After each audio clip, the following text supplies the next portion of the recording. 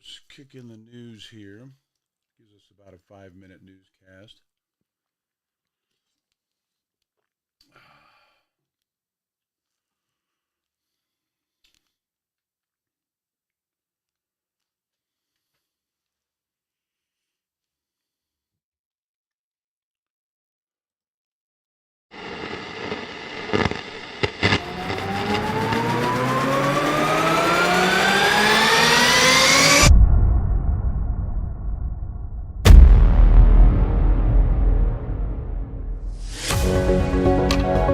Good morning. This is the Cowboy State Daily Morning Show with Jake.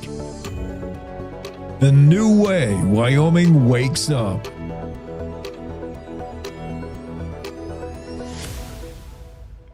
It's time to take a look at what's happening around Wyoming. From the Cowboy State Daily Newsroom, I'm Wendy Kaur.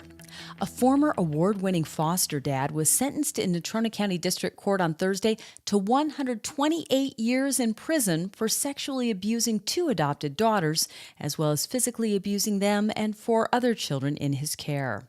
Natrona County District Court Judge Carrie Johnson imposed sentences on 50-year-old Stephen Marler, who was convicted by a jury in April of 14 charges that involved sexual abuse of minors, child endangerment, and battery.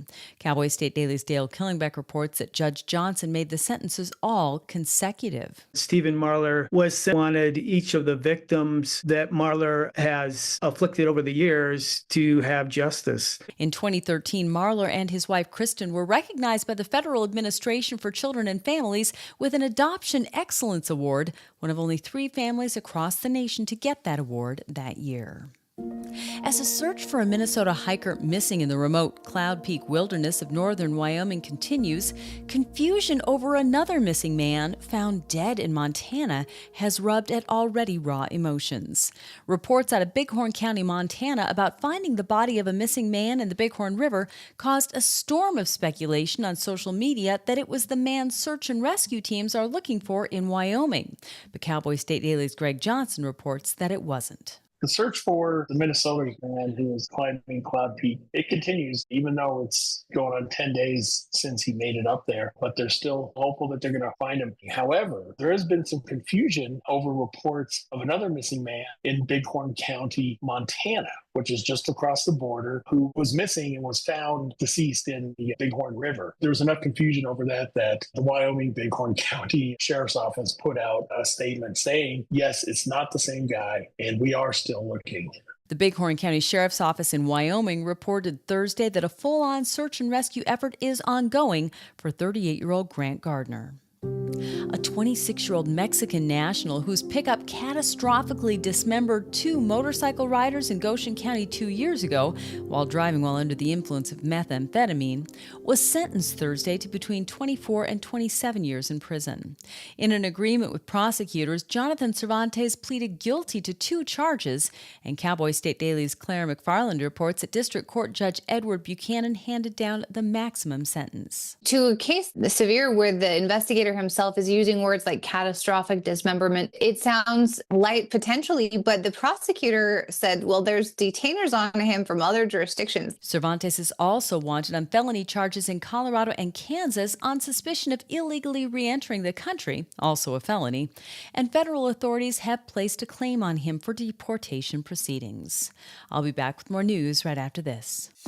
Find expert vascular care right here in Wyoming. Wyoming Interventional and Vascular Associates, or WIVA, is a division of Casper Medical Imaging and is home to experienced subspecialized physicians and physician assistants who provide comprehensive services to treat vascular disease. From PAD and AAA to venous disease, WIVA offers tailored solutions to get you back to enjoying the things you love. Schedule a consultation with WIVA today at caspermedicalimaging.net/WIVA or by calling 307-577-1003. Well, huge gouts of smoke rose over the tiny town of Sundance, which sits along a popular Sturgis motorcycle rally ride, the Devil's Tower Loop, as part of what's become known to rally-goers as Wyoming Wednesday.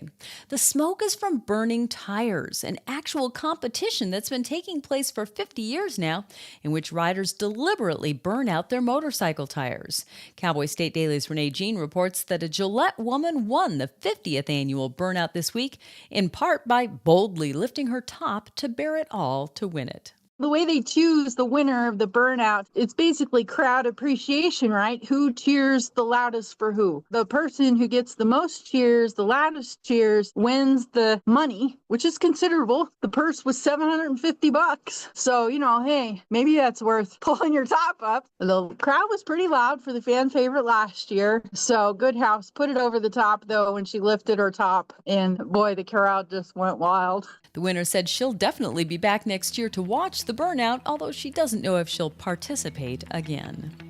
And that's today's news. Get your free digital subscription to Wyoming's only statewide newspaper by clicking on the daily newsletter button at cowboystatedaily.com. I'm Wendy Core for Cowboy State Daily.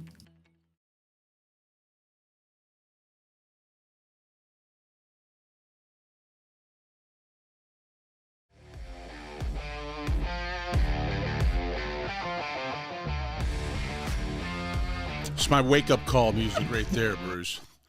Stand by, buddy. We're doing it. We're on the air. Welcome to Cowboy State Daily Radio with your buddy Bags. Hi, everybody. I'm John Baggett. Welcome to the Saturday edition. Like the lineup today. Got some impressive business and military leaders on the show. And you can see him if you're streaming. You'll hear him if you're listening to us. Let me do a quick weather forecast here. Just wanted to give you a heads up down to the south central part of the state. You guys do have a red flag warning today. Rest of the state, we have a mix of clouds and sunshine. A few chances of afternoon and overnight rain showers in some areas. Highs from the low 70s to the mid 80s and lows from the mid 30s to the mid 50s. Casper, mostly sunny. It's 48 degrees in Casper right now. Rock Springs, clear at 42. So Pinedale, partly cloudy, 39. Jackson, partly cloudy, 35 degrees. At Cody, it's clear and 50. Sheridan, right now, clear skies. We can't quite say sunny skies yet because I think we're up before the sun, but not quite. Sheridan, we have 45 degrees. And again, let me quickly jog down to the south central part of the state on that. Okay, welcome to Cowboy State Daily Radio. Bruce Garber, owner, broker of Century 21 BHJ in Sheridan, Wyoming. A gentleman that I happen to work for. I've mentioned it before. In my new era here, I am. And Bruce operates Century 21, the office, one of the beautiful buildings in Sheridan, downtown, right on Main Street, 101 South Main Street, Century 21 BHJ. Welcome, Bruce. Thanks for coming. Good morning, John. Thank you. Well, I feel a little guilty about my first guest in the morning, at 6 a.m. But you and I, what I've learned about you, we're both early risers. Yes.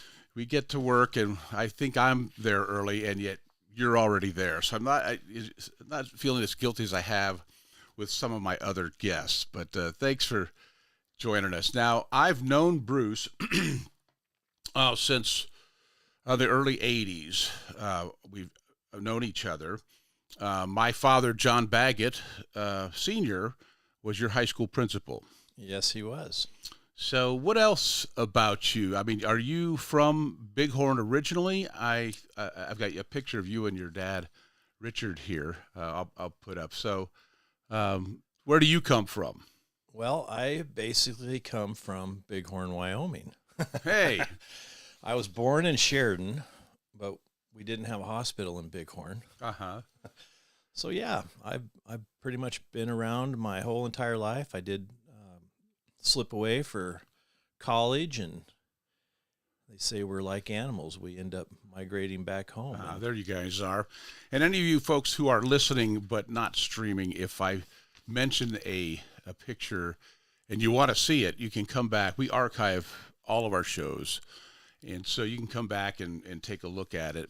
And that's at cowboystatedaily.com. We have a radio drop-down, and you can see those photos. But that's you and your dad, and somebody's getting an award.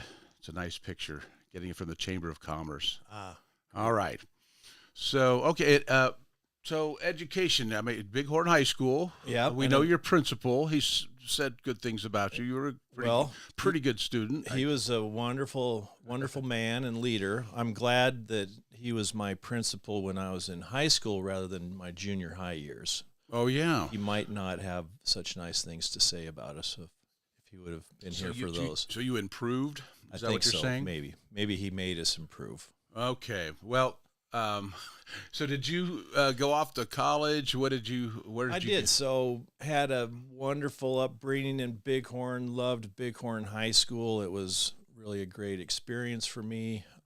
After that, I participated in a lot of sports activities in high school and loved that. And after high school, I did spend a year at Sheridan College and played on the basketball team there. And that was a great experience with Coach Hoffman. But I probably realized that even though I was a decent basketball player, I wasn't maybe made for that caliber of play. So I still had a passion for football. So I attended a college in Wisconsin, the University of Wisconsin-Platteville, and I was a wide receiver with them and ended up having a great experience there. I got a degree in business, and it just so happened that while I was there, the Chicago Bears had their summer training camp there. So I got a job with them for a couple of summers. That I didn't know. Yeah. That was right in the highlight of the Bears mania with the Fridge and Walter Payton and Jim McMahon, the Super Bowl team they had then and stuff. So it was really a lot of fun. And like you and I were talking earlier, I met a lot of great friends and still have friends all over the Midwest, and have a godson showing up this afternoon from Wisconsin. So it's been great. Well, in a beautiful family, and you and Rosemary have put together, very much a family atmosphere at Century 21 BHJ here in Sheridan, Wyoming. And when I transitioned out, I'm going to blow a little smoke your way, so relax. I was trying to decide what to do when I thought the radio thing was behind me. And we had been talking before, and years back when I was still in Denver, I came to visit one time, and you and Jack Palliser, the great Cactus Jack, had mentioned, well, have you thought about maybe doing real estate? And I said, man, I don't, it's an old dog learning new tricks. I don't know, boss. I'm not too sure. Well, when the things went downhill for a Bighorn Mountain Radio here in Sheridan and the opportunity came up, I went and got my license. But it wasn't that I was getting into real estate. It was that I was going to go to work for you. And you come to the table with a stellar reputation, and a lot of people in this business, at least in this region, would consider it a privilege to work for Century 21 BHJ here in Sheridan. Okay, somewhere along the line, you got into real estate, and how that happened, and who were those influences that sent you in that direction? Yeah, it's kind of when I think back on it now, it's kind of interesting how it happened, and I wouldn't really consider it luck, but I did have a little bit of luck on my side. But I think I was a sophomore in college, and I came home for summer break, and I guess I was sharp enough to maybe think, what am I going to do after college? So I drove into Sheridan, and what I found out was I illegally parked in Century 21's parking lot. And Mr. Jack Palliser caught me, and he said, what are you doing? And I said, well, I'm a sophomore in college. I thought I would park here, walk down one side of Main Street, maybe walk into some banks, stockbrokers, I didn't know, insurance companies, and just start introducing myself. And he said, well, wait a second, get your butt in here. So I found myself locked in an office taking some kind of a psychological test. And at the end of that, I asked him, I said, how did I do? And he said, we'll get back to you. And for the next 2 years while I was in college, I got a This was back in snail mail days, but I got a handwritten scribble note from him just checking in with me about once a month. And so then when my senior year in college, every time I was home, I stopped in, and it just kind of laid the groundwork of me going to work there. And that was in 1989, and I have been walking in and out of that building every day since then. That is fantastic. We're talking about Jack Palliser, who passed away, it's been a little over a year now. Yeah.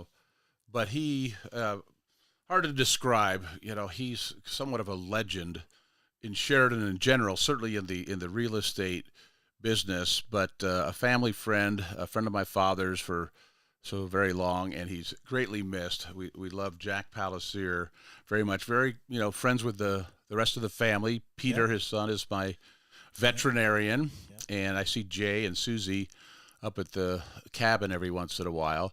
But a great family and wonderful people. I could see where it would have drawn you in. So how many years as a realtor before the broker side of it? Because you are the responsible broker, right, for Century 21 BHA. First, what is responsible broker? What is that? It's basically just a designation that the Wyoming Real Estate Commission has. In other words, so that's the regulatory body that governs us and provides all the rules and regulations that we have to operate under. And what the Real Estate Commission wants is a lot of these real estate companies, they can be small, 2 or 3 person shops, or a larger one like ours.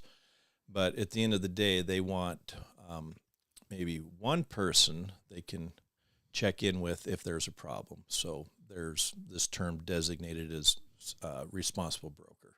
So, gotcha. And you're licensed both Wyoming and Montana. Yes. Yep. You bet. So, all right. So the inspiration to invite you in this morning, ladies and gentlemen, again, this is Bruce Garber, the owner and broker with Century 21 BHJ in Sheridan, Wyoming, and right here down the street from my little studio where we do Cowboy State Daily Radio. And I wanted to put a show together, put some business leaders. We've got CEOs on this morning, COOs, and responsible brokers. And we also have a military leader on the 9 o'clock hour. But the inspiration, I think, with recent postings of these beautiful, amazing ranches. One of our great columnists at Cowboy State Daily Radio, her name is Renee Jean, and she did an article in Cowboy State Daily on a $40 million, 18,000 plus square foot property in Teton County. So it just as a heads up, you call me here at 307-278-9598 if you want to buy it. Give me a call. I'm in. Okay. You'll figure out. Yeah, I'll hook you up with the right people. But yeah, anyway, so I saw that article and a description of this beautiful property. And then I thought of the Circle Lazy Bee Ranch property. There's an $18 million property. And there's another one out there that just came on that's a just under $80 million property. These big, beautiful, giant ranches are for sale with, in some cases, thousands of acres. And I just thought to myself, wow, I mean, what's going on in the real estate world, and, why are some of these properties available now? And so I thought I'd just get from you, maybe in general, what is the general real estate market right now? How would you describe it, at least in Wyoming and Montana, where your primary area of expertise is? Yeah, I think it's a good question, John. And the thing that's interesting to me about the Wyoming real estate market is it's so diverse. I mean, we might have a $70,000 mobile home and then clear up to these, $80 million listings and everything in between. So I think there's all these kind of market segments, but you mentioned this, kind of the luxury high-end ranch market. That's a interesting one to watch. Yeah. We had the pleasure about 5 years ago of handling a 100,000 acre ranch, and it was in that $60 million range. And it's just interesting to see what kind of folks are attracted to them, where they're coming from. But a lot of it boils down to just the lifestyle that they provide.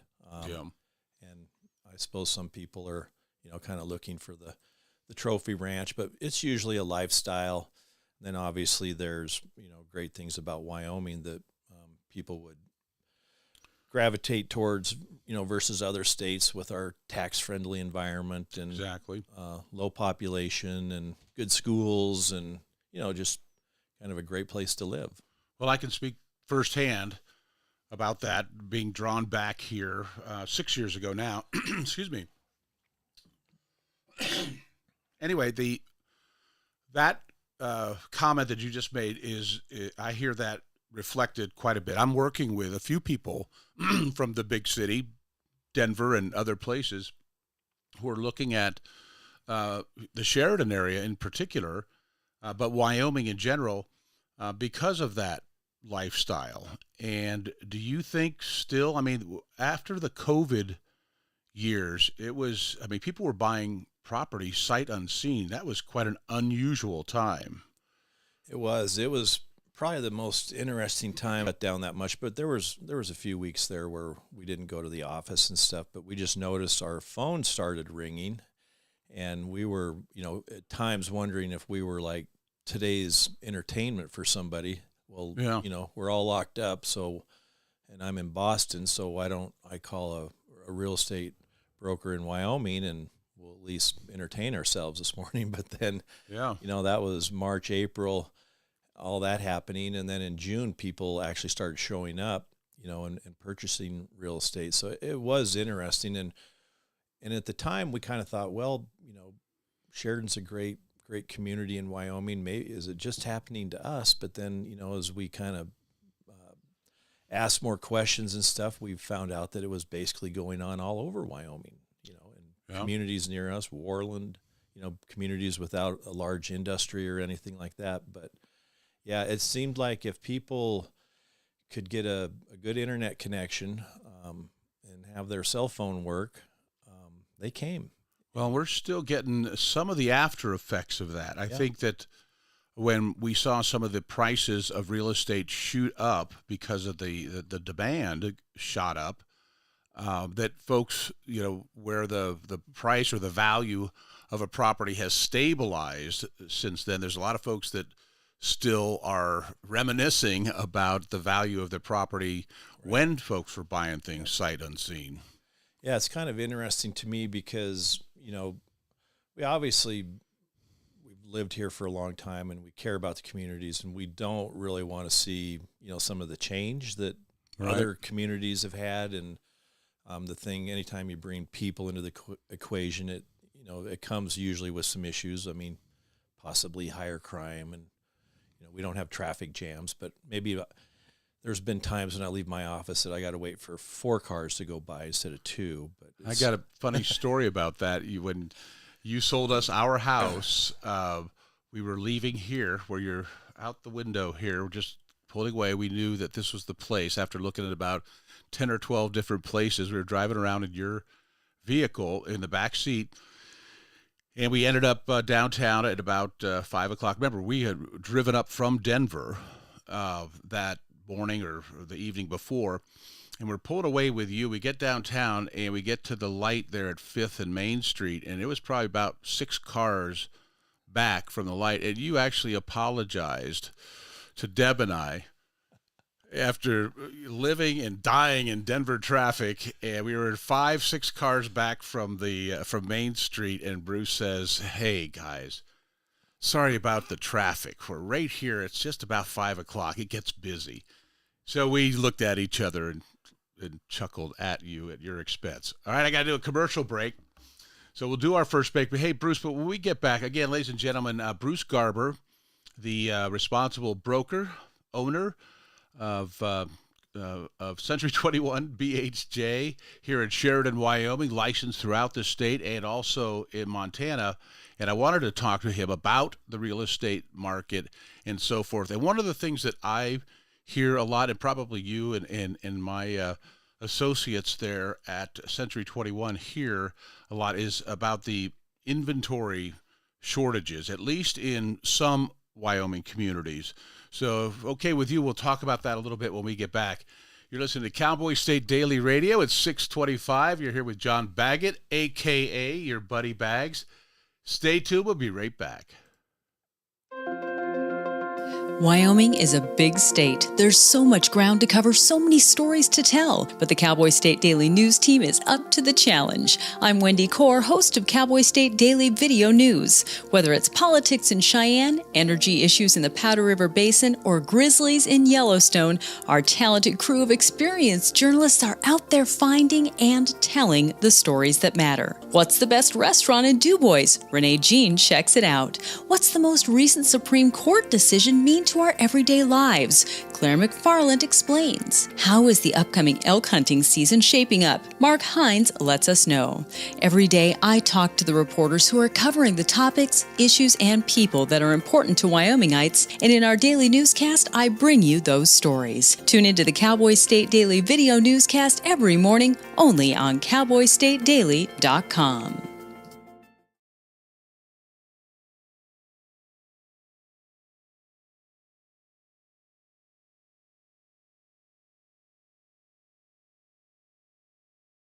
This is the Cowboy State Daily Radio Network.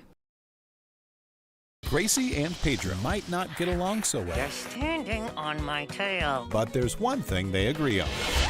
There's a right seat for everyone. Oh, that's the good stuff. Whether you're a dog, Hold on, Pooch. a cat, a fish, or a rat. And I'm a ferret. Be sure to travel safe. How can you be so sure? I'm absolutely positive. On your next adventure, make sure your children are in the right seat for their age and size. Get it right at nhtsa.gov/the-right-seat. So I wanted to talk with you and your mom today, Lily, because some people at school have noticed changes going on with you, and we're concerned. Like what? Who? Some of your friends, teachers. It sounds like you've lost interest in a lot of things lately. You're hanging with new friends. So, individually, maybe those things are no big deal, but taken together, and then the incident the other day, you were with Derek when he was caught selling marijuana. yeah, he was selling it. Honey, we know, but we care about you and want to know what's going on. That's right. We just want to understand better and see how we might help. And if weed is a part of it, we just want to make sure you understand the negative consequences for someone your age, the physical and mental health effects, the poor decision-making, and the confusing legal aspects these days. So what do you say? Can we talk? For more information about talking with your kids about underage use of alcohol and other drugs, visit underagedrinking.samhsa.gov.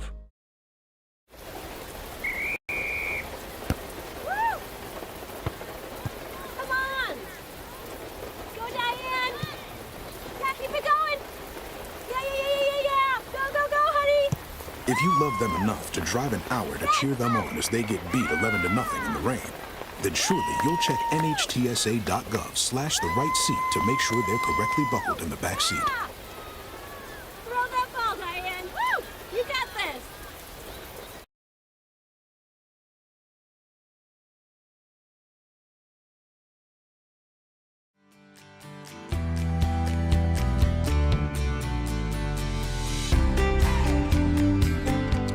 I'm going to put up our phone number here at Cowboy State Daily Radio right into the studio with your buddy Bags. There it is, right over your face, Bruce. Yeah, no. What a handsome cat. We'll take that down here in a minute. But I was going to let you know, if you had any questions, you can text them in. I will check messages if you leave a voicemail, too. So if you're thinking you want to talk to somebody about real estate in Wyoming or Montana, I can hook you up with either me or Bruce or somebody, some great people at Century 21 BHJ here in Sheridan, Wyoming. That number is 307-278-9598.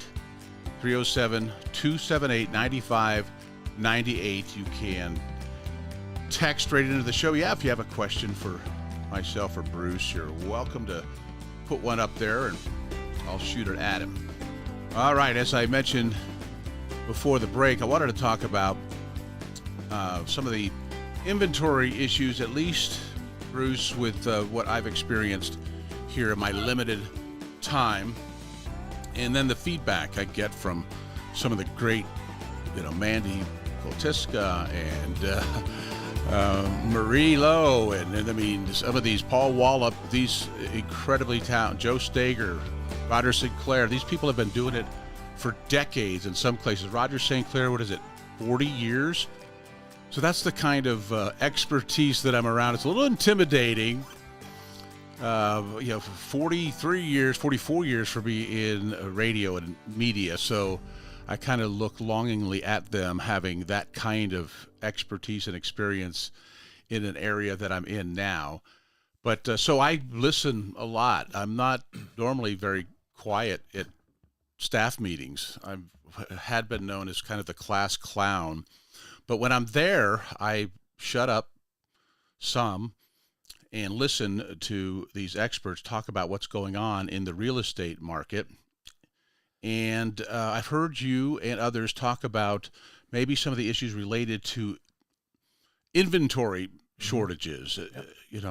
Is that, well, at least in our region, is that something that is region-wide, statewide? I think actually it's kind of a national problem, but you mentioned our team. We have such an awesome team, and part of it is that longevity we have and the new people. And I think when we look at the people that we interact with, we have that business meeting every week, but it's nice to be around a table with so many different kinds of people, and you're doing a great job too, and don't give yourself enough credit. But the thing that's interesting is we're able to take all these interactions that we have with our clients and kind of bring them back to that meeting and share all that information, and we really get, I think, a unique perspective, broad perspective on not only what's going on in the real estate market, but what are these people actually thinking about it? And you're right. We really noticed it during COVID. Our market in 1 year might have raised 25%, which in my opinion, I mean, it was great if you were a seller, and we helped a lot of sellers. It was nice to see grandma get that nice, extra chunk of change so that she could go do what she needed to do. But at the same, I guess the good news is, 5 years later, we've seen the markets kind of balance again. As a matter of fact, in Sheridan, Wyoming, we look at something called an absorption rate. And it basically just measures the months of inventory.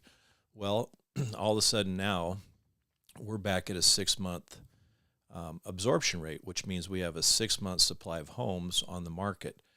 And when it's 6 months, they refer to it as a balanced market. So the good news is, if you're a seller, the market's still good, and there's a lot of buying activity out there. And then the good news for a buyer is, you probably don't have to speed to the new listing, go look at it in 5 minutes and get back and write an offer on it. I mean, people can think about it. There's a better selection. I think in the low end of the market, it's still very much a seller's market, and there's not enough inventory.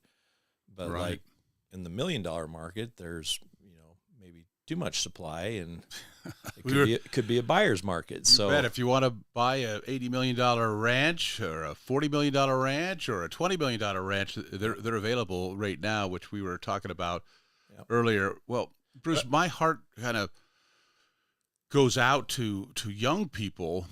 Right now, I guess this was a blessing in 1990 when we bought our home in Denver.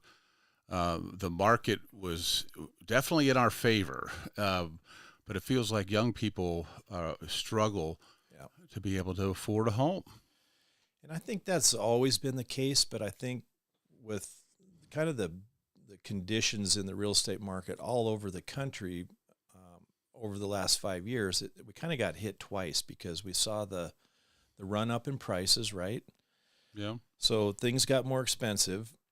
And then in addition to that, we saw interest rates. We had clients that are still locked in at 2.75%, and then for a while there, they almost got up to 8%. Yeah. And for a young person, to say, well, the real estate got more expensive, and then to acquire the house with a mortgage, that made it a lot worse too. Now, some of us old timers remember, the first time we got a mortgage for 7%, we couldn't hardly believe that somebody would loan us money for that low of a rate. But, so you get conditioned, and then when you end up with a 3.5% interest rate for a while, and then it goes up to 7%, your attitude about 7% change. I think that's really made it hard. And then I think, if we look at just a town like Sheridan, Wyoming, and our average or median sales price now is around $458,000, and then if you look at what kind of a salary that person coming out of college or whatever, maybe new to the job market, what they get, there's kind of a disconnect on what it takes to service a mortgage for $458,000 versus what you're getting. And, it often, sadly, it takes a couple, maybe two incomes, things like that. But if you look at even, some of our top employers in our community and you go down their payroll roster, we have a lot of great companies here and they're fine jobs and everything, but it becomes difficult to qualify, especially on that first purchase for that home, in those average price ranges. So, and I also think, and I don't want the youngsters to throw eggs at me here too, but I think the expectations have changed a little bit. I mean, I started out in a 1965 Magnolia mobile home, and I lived there for a year and a half. Got a little mobile home experience here in Sheridan until I got myself. My feet under me. But, one thing I've noticed is I think there's a different expectation for our young professionals. Their expectations of their standard of living has also increased along with the price of the homes. And I noticed too, there's more than one way to skin a cat. There's creative ways with, the banks and the mortgage companies, the way they come up with the financing for it. Very interesting, and particularly with, and hopefully out there, anybody listening that is a veteran, there's some great options, and there are, like I said, more than one way to skin a cat. So you should look into it. I think having a great local lender on your team is a good thing to have, because, there was a lot of predatory lending kind of in the run-up in the 06, 07 market. Fly bugging you there. Yeah, I took a shower this morning. Yeah, but anyway. He likes your cologne. But so what you're talking about is, get teamed up with a good lender. And there are a lot of great programs, especially there's some specialty programs in Wyoming for Wyoming residents that are just terrific. And it's all part of that education process. And if people get dialed into that, maybe even a year or two before they're ready to buy a house, they can start planning and be advised by a great financial, institution on what their next moves ought to be. Because I think that's really the key, is at some point in time, they don't want to, there's a saying in real estate, buy real estate and then wait and wait and wait and wait. There's logic in that. And, I think some of the people now, it seems like it's impossible. So they wait before buying real estate, and then, they never quite get ready. So I think that's important. But as probably the first time you paid rent after college, probably the first time you and Deb bought a house, those were all big, hard moments, right? It's like, well, I'm going to make this mortgage payment, and then we're going to sit around and eat peanut butter and jelly for the rest of the month, and you probably Fried did some bologna, of that. baby. Mac and cheese. Yeah, you bet. But I think, we all have a way to adapt, and then obviously, for our young people, hopefully you get in that job, and, it's amazing. You work hard, and maybe 2 or 3 years later, you've got a couple of salary increases, and, it never gets easy, but it gets easier. But you got to get in the game, and getting in the real estate game, is a great way to build your wealth. Yeah, one of the things that I've noticed too in the inventory issue when we're talking about, like, for example, Sheridan, a lot of pressure on this inventory. But had we done this, so 6 years ago, Deb and I bought this place from Century 21, our real estate company that found us this beautiful home, that we would now look further out, like Ranchester, Dayton, Buffalo.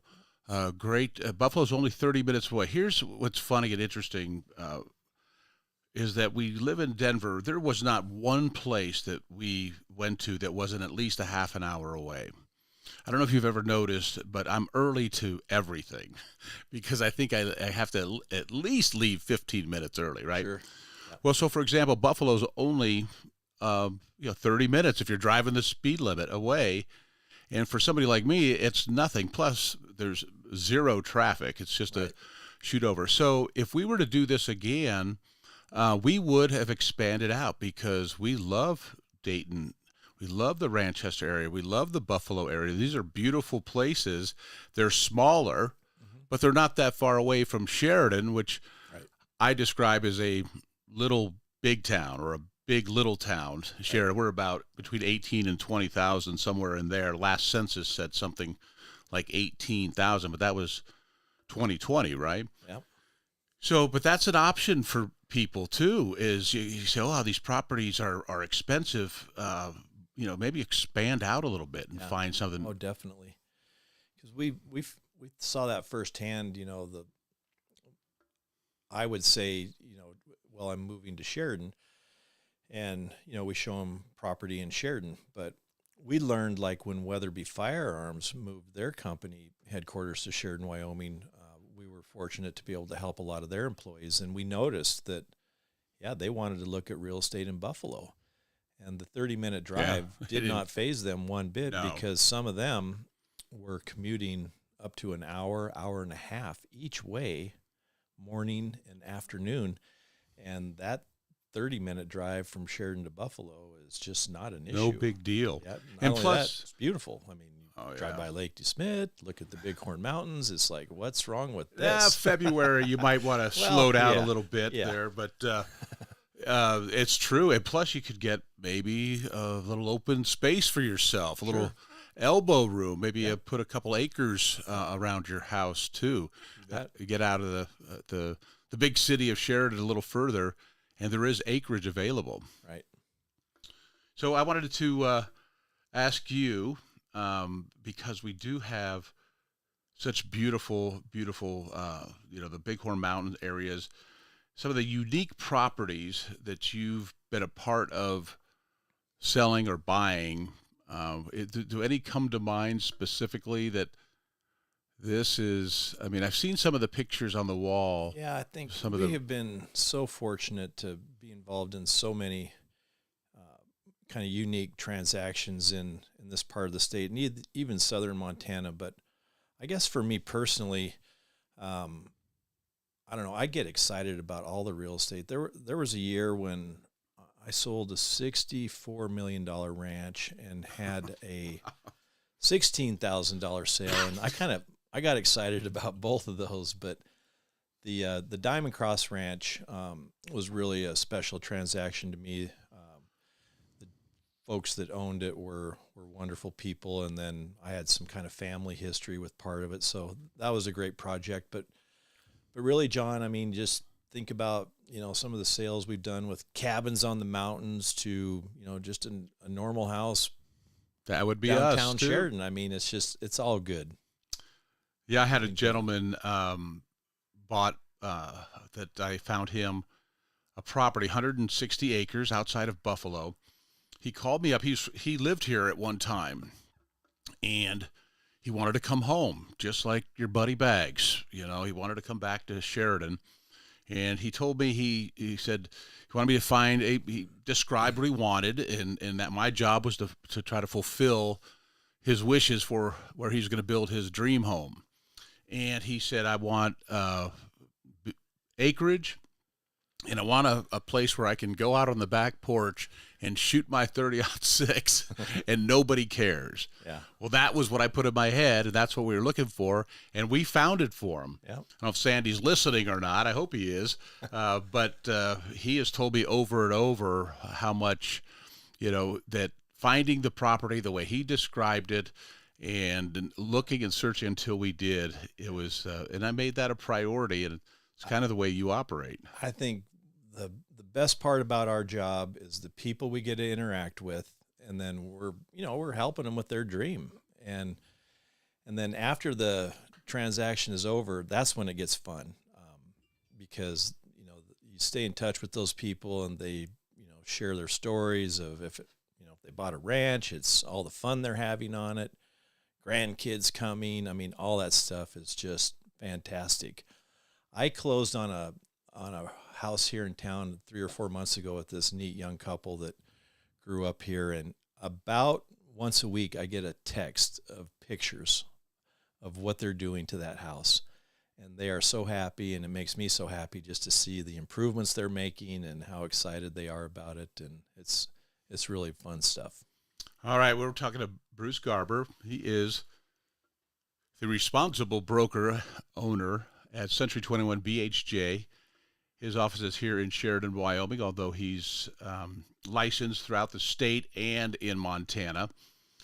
And, I wanted to talk to some of the leaders, business leaders. Today's the day. I lined it up, and this one is or some good advice that you might have for some of our listeners and viewers here on Cowboy State Daily Radio. So we'll do this break and be right back. It's 6:46. You're listening to your buddy Bags on a Saturday on Cowboy State Daily Radio.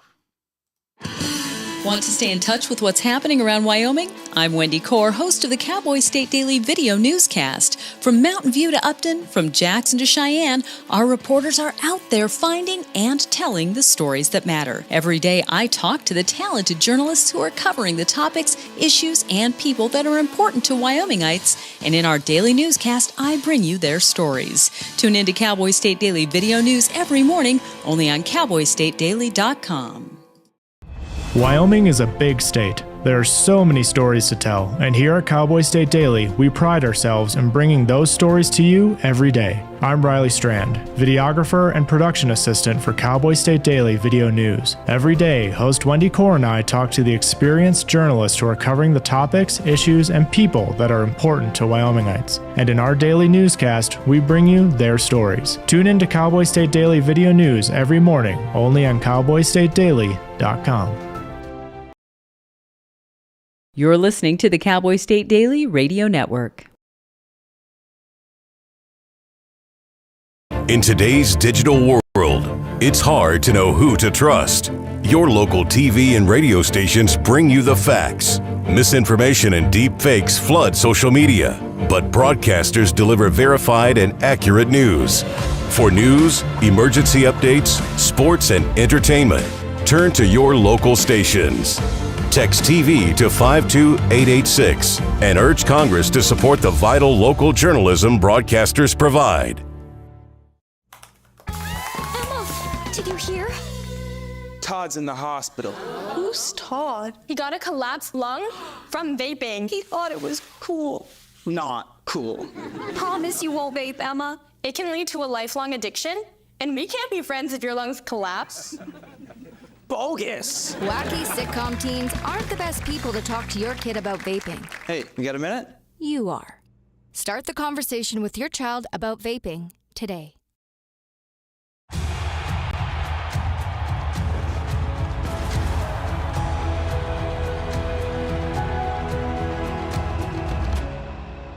Breathe. Love what you do and you've already won, my parents used to say.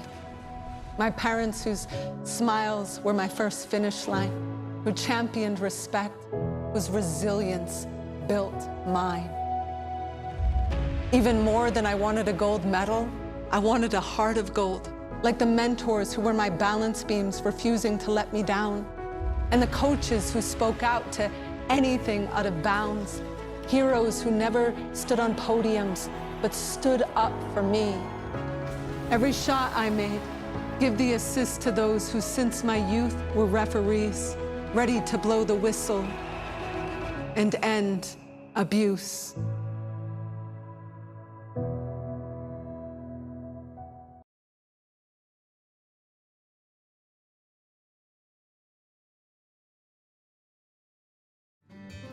Let's do a little banjo picking here, boss. Welcome back to Cowboy State Daily Radio. It's 6:50 in the morning. Saturday, it's 51 degrees here in Sheridan, sunny skies. Hey, just a heads up, down there, south central part of Wyoming, you guys had a red flag fire warning down there. Probably going to get breezy, and that's when things get a little bit hairy this time of year with the red flag fire warning. So be safe, be good, but mostly sunny throughout the state today with some possible afternoon showers in some areas. All right, before we went to the break, I was talking to Bruce Garber. He is the owner and broker with Century 21 BHJ here in Sheridan. Throughout the state, again, I'm going to put up the phone here. If you have any questions for Bruce or I about real estate, this is a good source. 307-278-9598, 307-278-9598, or you can email me, John at c21bhj.com. Feel free, I'll get you the information, promise you that, or I'll find you a real nice place to live. How about that? All right, back to the show. Hey, Bruce, I was teasing about maybe horror stories. I shouldn't have phrased it that way, but I bet you do have some funny stories, and I've heard a few in some of our meetings, but is there any one you in particular you'd want to share? Oh, I don't know. It's always interesting, and it's interesting when you work with people too that have been in this business for a long time, and they walk into your office and say, "I have never seen anything like this in 30 years." Yeah, okay. But no, real estate's interesting. Everything in your property, the next day the central air conditioning unit goes out, things like that, or somebody's going to get the blame. We've heard about the buyer that's, got the property under contract. They're through inspections, and the week before they're set to close, they thought it'd be a good idea to buy a new pickup truck that knocks them out of their loan. Oh, yeah. Things like that. But, or, we're still finding this now, and we'll talk a little bit about AI. That's interesting too, real quick. But sure. I don't think there's really an app that can be invented for what we do. It's like, how would you ask AI, like, by the way, I'm supposed to close on my house in 2 weeks, and the hailstorm wrecked my roof, last night. But you can't rely on artificial intelligence to, right now anyway, to work your way through those issues about, how am I going to solve this problem and I think get that roof on. And well, that goes, you bring up AI in those descriptions. I think that's one of the reasons it's also, I think, and I'm biased, that the local real estate agent comes in handy. I mean, the big websites and so forth, we know who they are. They're, they have their place, Sure. But again, like you just said, I mean, they don't know that we had a hailstorm a week ago, or this is an area, floodplain area. That's why it still is in this day with all this technology and all the sources and resources. Having somebody who lives here, works here, and has been here, kind of be your representative. Yeah, I think AI is gonna change everything, right? But it'll change that background information and really dial in on the things that are important to you, the buyer. It's like, what are you? I mean, if you're into horses, we sure don't want to spend a lot of time showing you properties where the covenants don't allow you to live with your horse, Yeah. And, there's just things like that having that, trusted person by your side that can kind of navigate those things and, not waste your time and hone in on, absolutely what you want and stuff, but it's going to be fun to watch how artificial intelligence might help us and change things. It could be for the better in a way. Yeah, some of us are a little spooked by it, Yeah. but we're going to have to adapt. I mentioned horror stories, and I have one, and I'm borrowing it from one of your employees, one of my associates at Century 20. I won't mention any names, but early on, one of our fellas there, we went together to look at a property or to show a property, and I was learning the ropes. And so this guy, he knocks on the door of a house that we were getting ready to show, and he had the key, and he opened it up, and he yells, top of his lungs, "Hello, anybody here? Anybody here?" And I was like, geez, is this what we do? He turns to me and he says, "You better do this every time you show a property."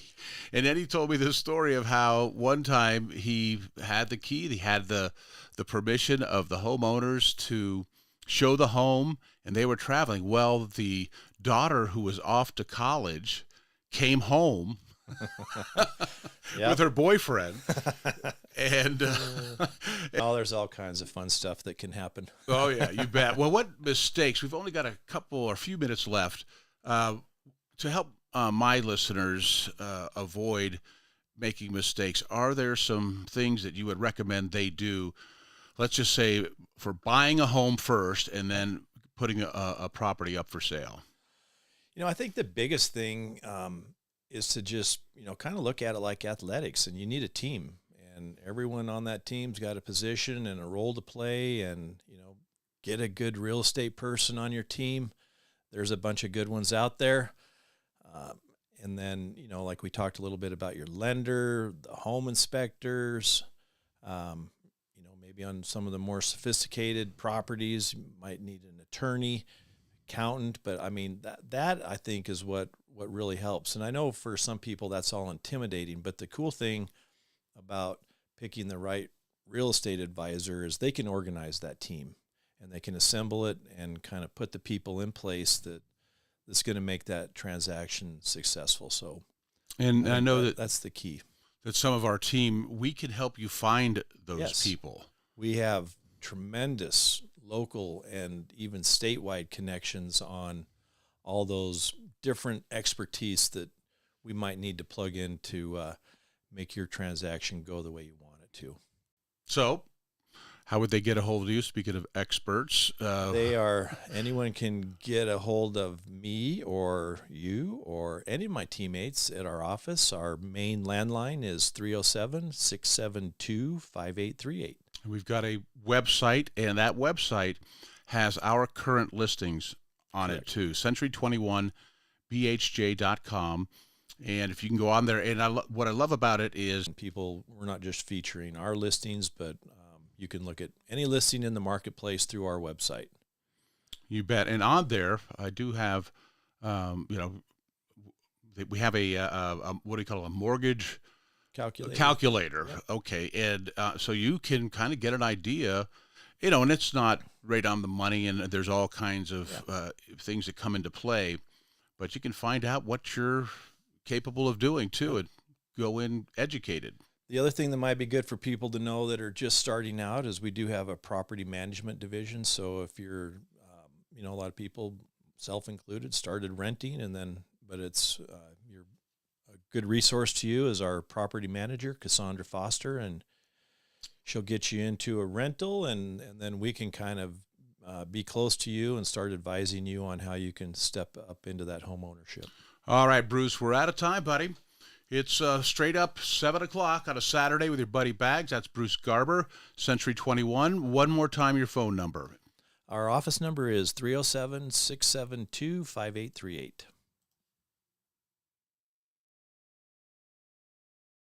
It's time to take a look at what's happening around Wyoming. From the Cowboy State Daily Newsroom, I'm Wendy Corr. Well, if size matters, then this Wyoming ranch has it all. The Pathfinder Ranches, at more than 916,000 acres, is bigger than the state of Rhode Island and almost double the size of Jacksonville, Florida, the largest American city by landmass in the lower 48. It's larger even than the fictional Yellowstone Dutton Ranch from Taylor Sheridan's famous television series, which is somewhere between 775,000 to 825,000 acres. And Cowboy State Daily's Renee Jean reports that the ranch, which covers a sprawling area in 4 Wyoming counties, is on the market for just $79.5 million. It's bigger than a lot of metropolitan cities. It's basically 12 ranches strung together over the decades. It's historic, it's iconic, it's got every kind of outdoor recreation you can imagine. So yeah, if only I had 79.5 million laying around. History has left its mark on the Pathfinder ranches, literally. Independence Rock is near the ranch, and the Oregon Trail, the Pony Express, the California, and the Mormon Trails all cross its land. The parent company of 8 Wyoming hometown newspapers shut them down with no notice Wednesday after a deal to sell them fell through. News of the abrupt closure of the Pinedale Roundup, Platte County Record Times, Guernsey Gazette, Torrington Telegram, Lusk Herald, Uintah County Herald, Bridger Valley Pioneer, and Kemmerer Gazette was alarming to industry leaders who told Cowboy State Daily's Greg Johnson that a failed sale is no excuse for the unconscionable way employees were treated. Wyoming newspaper industry, people who are very well known, they've been around for decades, they were as shocked as anybody else about the sudden closure of these 8 newspapers from News Media Corp. The former publisher of the Casper Star Tribune said it's a big loss for the whole state, but also his word was unconscionable to just spring it on everybody and not let them know, hey, this could be coming, we're having some trouble. News media employees said they knew of the potential for the company to be sold, but had no clue it was close to being shut down. U.S. Air Force bases depend heavily on the same electrical grids that power homes and businesses. In a blackout, while homeowners are fumbling for the candles and the flashlights, military facilities switch over to diesel generators.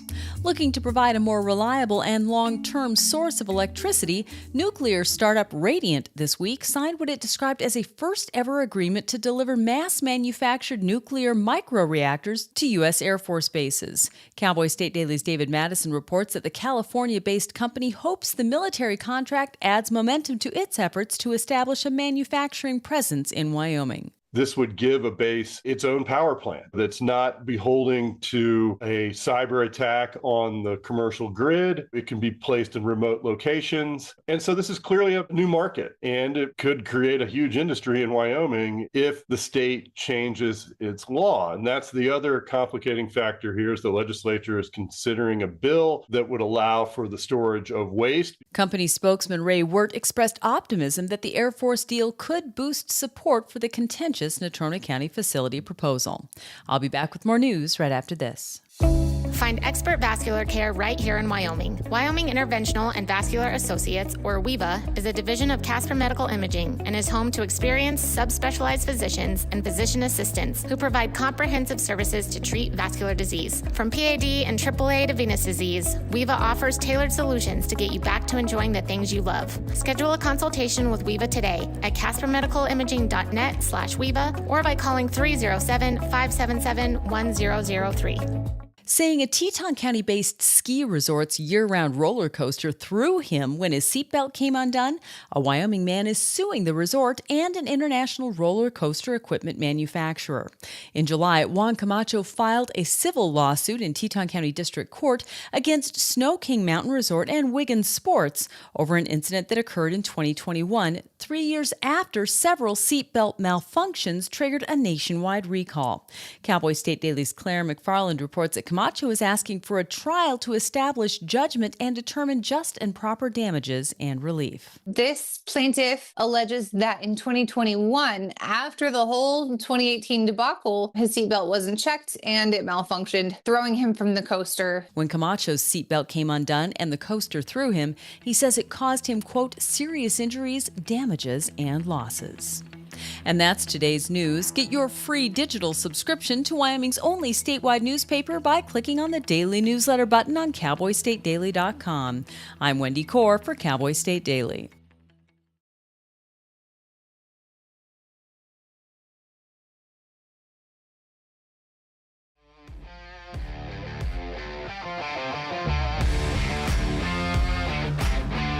right, welcome back to Cowboy State Daily Radio, the Saturday morning edition with John Baggett. Friends call me Bags. Thanks for tuning in. It's 7:05. Tim Hager, my old boss and former iHeartMedia Denver market president, now COO at Pillar Media, Christian Broadcast Group. Tim, my old boss, is he's managing stations in New Jersey, Cincinnati, and Denver. Man, that sounds like a lot of work to me. Hey, Tim, stand by here. As you know, technical issues sometimes not my forte. Okay. Good.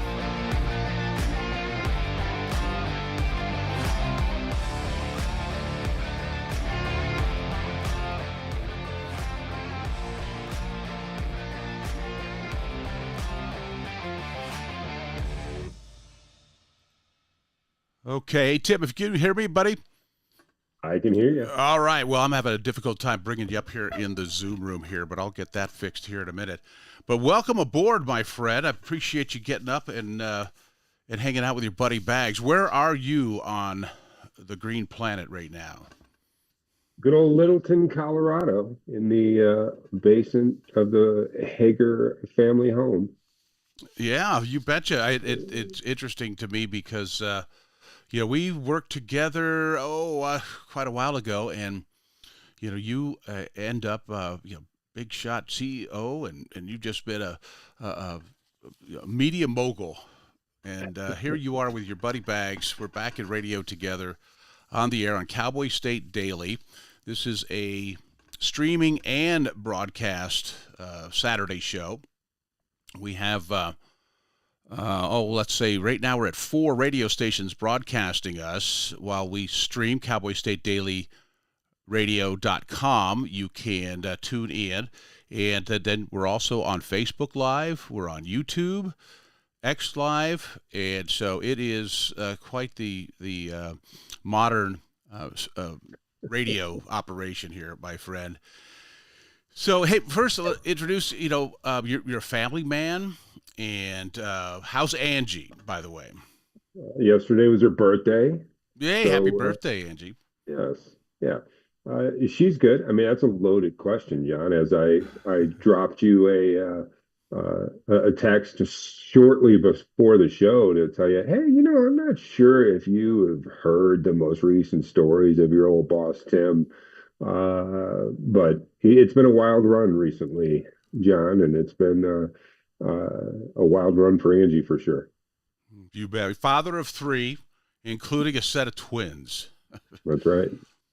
You bet. And so tell me where you're from first. Tell our audience, where you grew up, and then we'll get into how you got into media and now decades in the management of media. Yeah, I'm from South City, St. Louis. So, I'm from good old actual St. Louis. Most people tell you they're from St. Louis. They're not actually from St. Louis. They're from some suburb of St. Louis, but I'm from the city of St. Louis. And I moved to Denver in 2005, 2006. So I spent a lot of time in Denver, and then I moved to Puerto Rico for, 2.5, 3 years. I remember that. Yep. And I've been back now in Denver for a year and a half, 2 years. So, but most of my time, born and raised St. Louis, and then most of my adult life in Denver. So you're getting into media. How long ago, did you get into radio operations out of college? Was it something you did, while you were a kid? Where did your passion for radio begin, and why did you get into this? Well, I didn't get into this because I had a passion for radio, even though I did. I mean, radio meant so much to me as a kid, and I grew up in an interesting home in St. Louis. I grew up in a 2-bedroom house that had me, my grandma, my great-grandma, my mom, my uncle, who was legally blind, legally deaf, had a speech impediment, me and my little brother. house was decaying at best. Mice and roaches running around in it. And I used to listen to Delilah and Pillow Talk at night as I go to sleep to drown out the mice running around.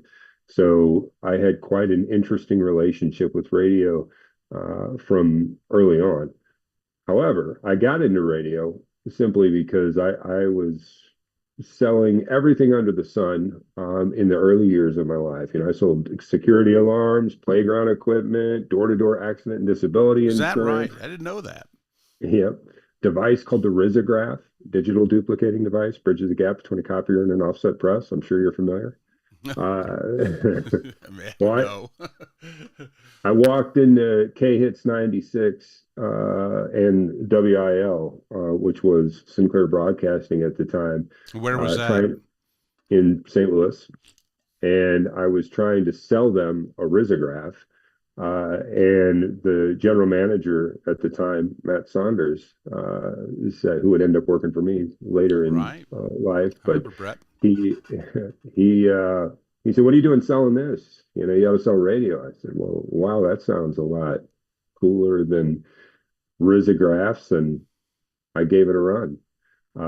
No college background, extremely rough around the edges. One of my early sales meetings, I had nonchalantly just mentioned being arrested as a teenager. I thought it was commonplace because it was commonplace with everybody I grew up with and everybody I knew, and nobody in the room had been arrested before. I thought they were lying to me, but they were amazed at what I had, brought up. So I think that might have been part of the reason you did so well managing me, because of that background that I'm hearing a little bit of you that I may not have known, but it's great to hear. You've overcome some things to get to where you are today. Yeah, it's been an interesting run, John. I don't know if you know my first day in radio. My mom was hit by a car and killed, and it was. My life prior to that was frankly a mess.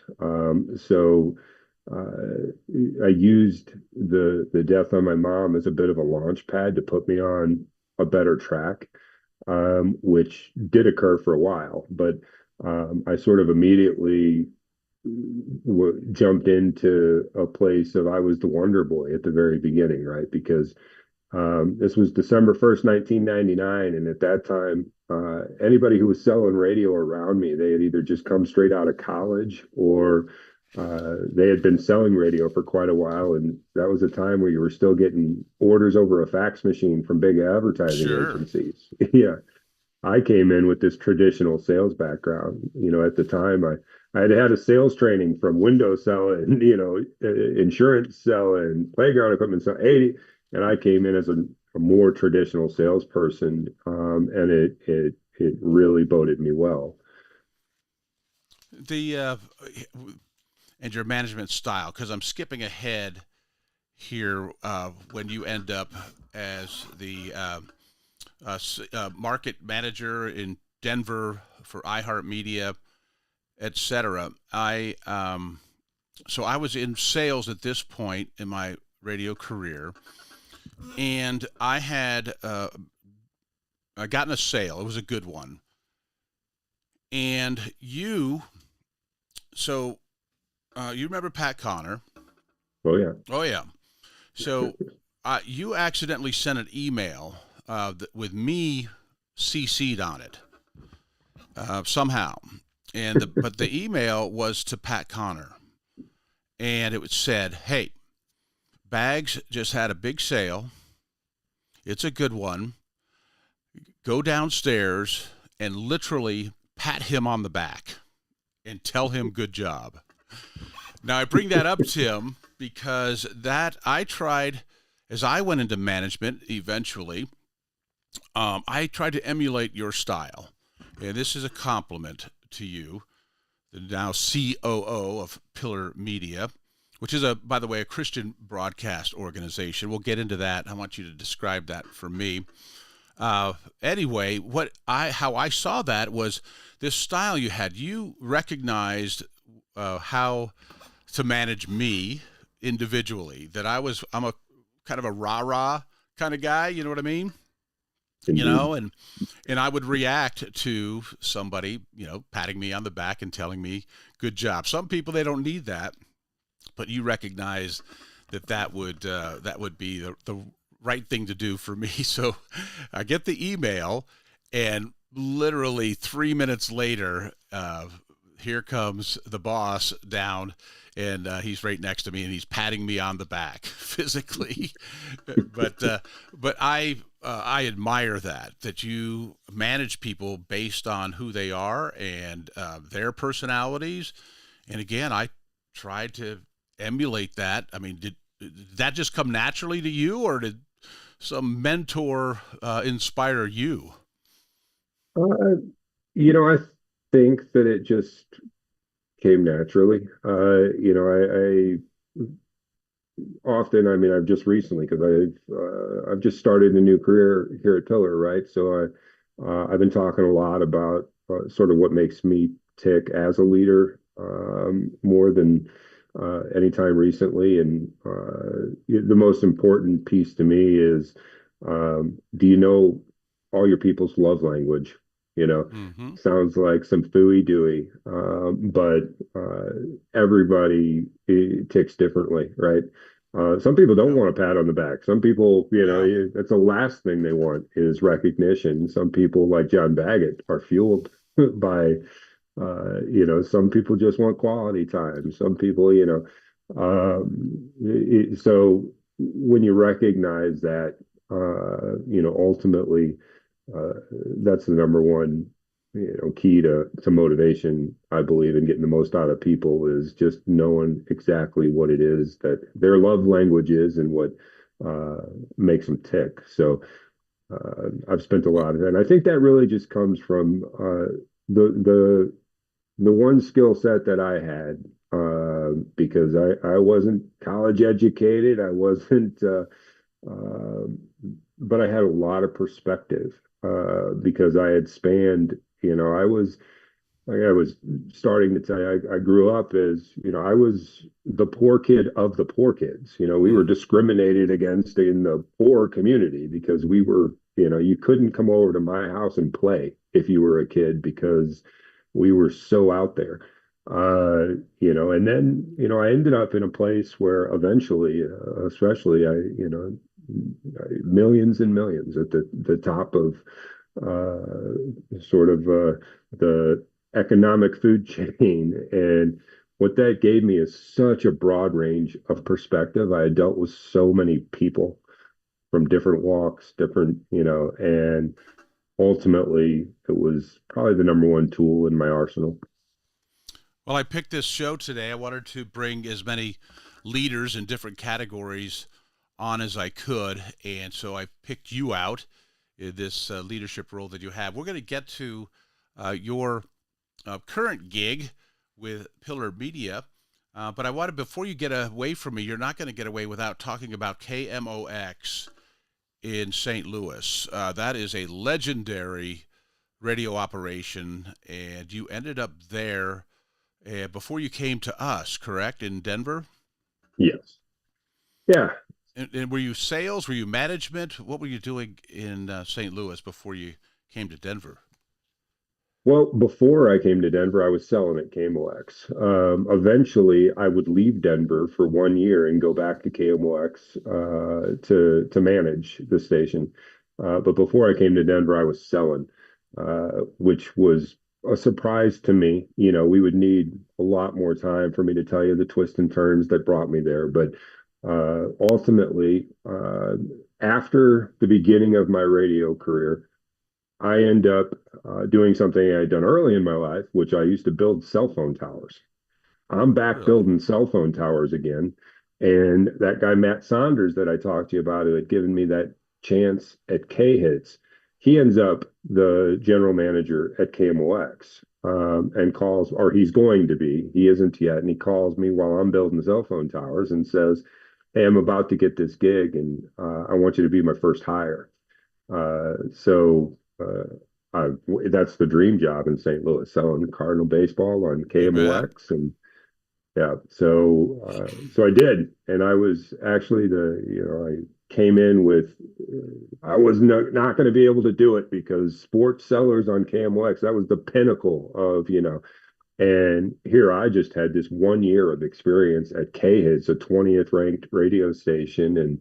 But Matt knew my ability to drive direct business and saw that as the number one skill set. So wanted to bring me in. So I went in there. I had a lot of success. And then after 50 years of broadcasting Cardinal baseball, KMOX lost the Cardinals. And that's what ended up bringing me to Denver. When KMOX lost the Cardinals, we were all under non-competes. So if I wanted to leave and still sell sports, I would have to leave the market. I started cold calling stations that were like KMOX, KOA being one of them.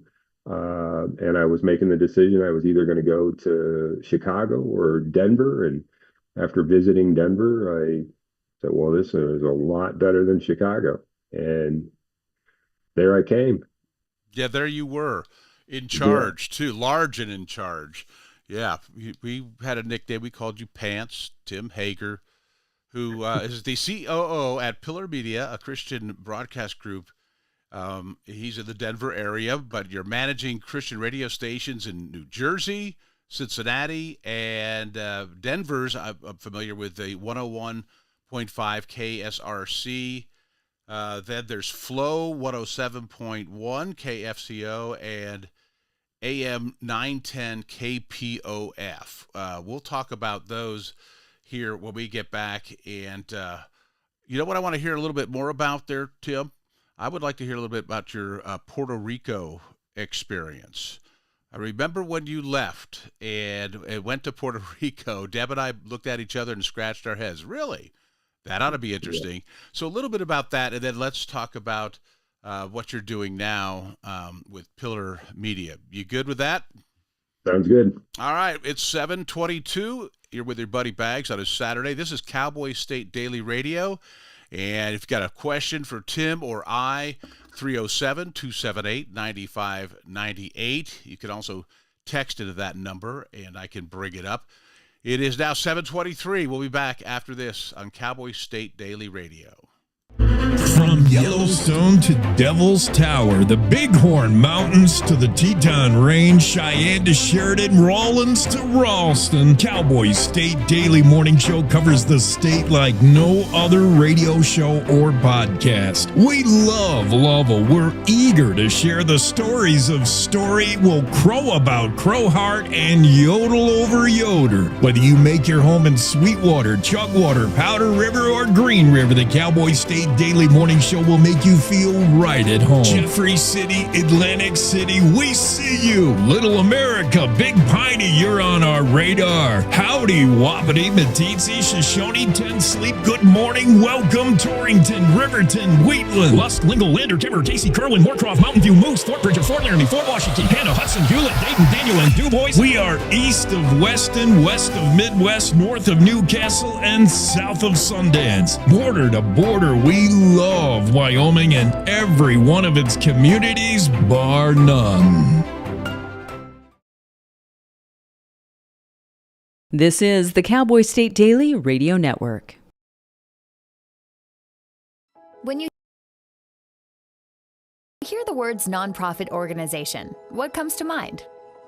Is it a place your dog called home before finding you? Is it an organization that supports accessibility? Is it a place that ensures your safety and that of those you love? That protects endangered wildlife and habitats or fights for our most basic needs? It's impossible to show all the ways nonprofit organizations make a difference in our world. One animal, one person, one cause at a time, but it's not impossible to be part of it.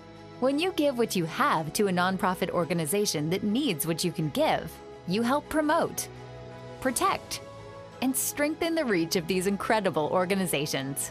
The Nonprofit Alliance is here, helping connect people like you to the nonprofits that enrich your life, your community, and the world we share. Reach out to a nonprofit organization that inspires you today. to find how you can help make the world a better place. The challenges our planet's animals are facing sometimes feel a bit heavy. The animals haven't eaten in a day, 2 days, they haven't drank anything, they're cold, they're dehydrated. As soon as we started our descent, everywhere I could see was mud. Just absolutely mud. The country has been in prolonged drought for so long. It was like a tinderbox waiting to go up. Okay, very heavy. Each of us wants to be part of the solution, and we can be. Remember that there's good happening right now. At home. All right, we were able to get into your unit, and we have all 4 of your cats. So, okay. And around the world. For any animal in any disaster. So let's focus on that, right? Be part of the solution, one rescue at a time. Search ifa.org/disaster ready.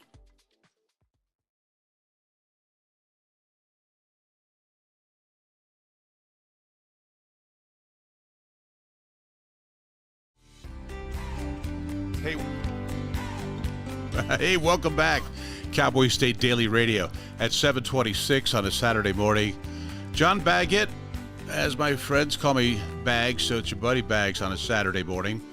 Don't forget weekdays, Jake Nichols, 6A to 10A, and coming soon, Sunday, Cowboy State Daily Radio. Jeff Ricketts. It'll be just as wonderful as your Saturday morning. You'll see. Okay, so Tim Hager, my old boss,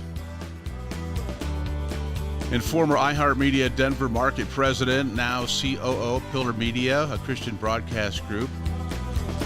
And I just wanted to have a day where I talk to leaders. And in my world, in my opinion, Tim's a great leader. Tim, thanks for joining me again this morning on Cowboy State Daily Radio. How are you, sir? I'm living the dream, John. Living the dream. Hey, good. I like your attitude. All right. So before we went to the break, like I said, Deb and I heard, hey, Tim and Angie and the kids are going, they're moving to Puerto Rico. So what was that about? And what was that gig? And how did you get there? Well, you know, after you left iHeart, my career kept progressing, right? I had moved from market president to region president, and I just kept taking the next step. And ultimately, as I started getting a little bored, I had done just so many things, and now I had run multiple markets, and then I sort of became the pet project guy for Bob Pittman. And one project I was on was I was going to Puerto Rico because I was working on a deal to move iHeart's Latin Music Festival from Miami to San Juan. And while I was there, our largest client in Denver, and becoming one of the largest clients in all of iHeart, was American Financing. And the owner of American Financing was Puerto Rican. And while I was there, I was spending a lot of time with Damien and Gabby, the owners of American Financing. And we started talking about me coming on board with them. They were looking to potentially sell the company at the time. They were withdrawing a bit more from the company, and could I come in and run it and be the face of it as we moved into selling it?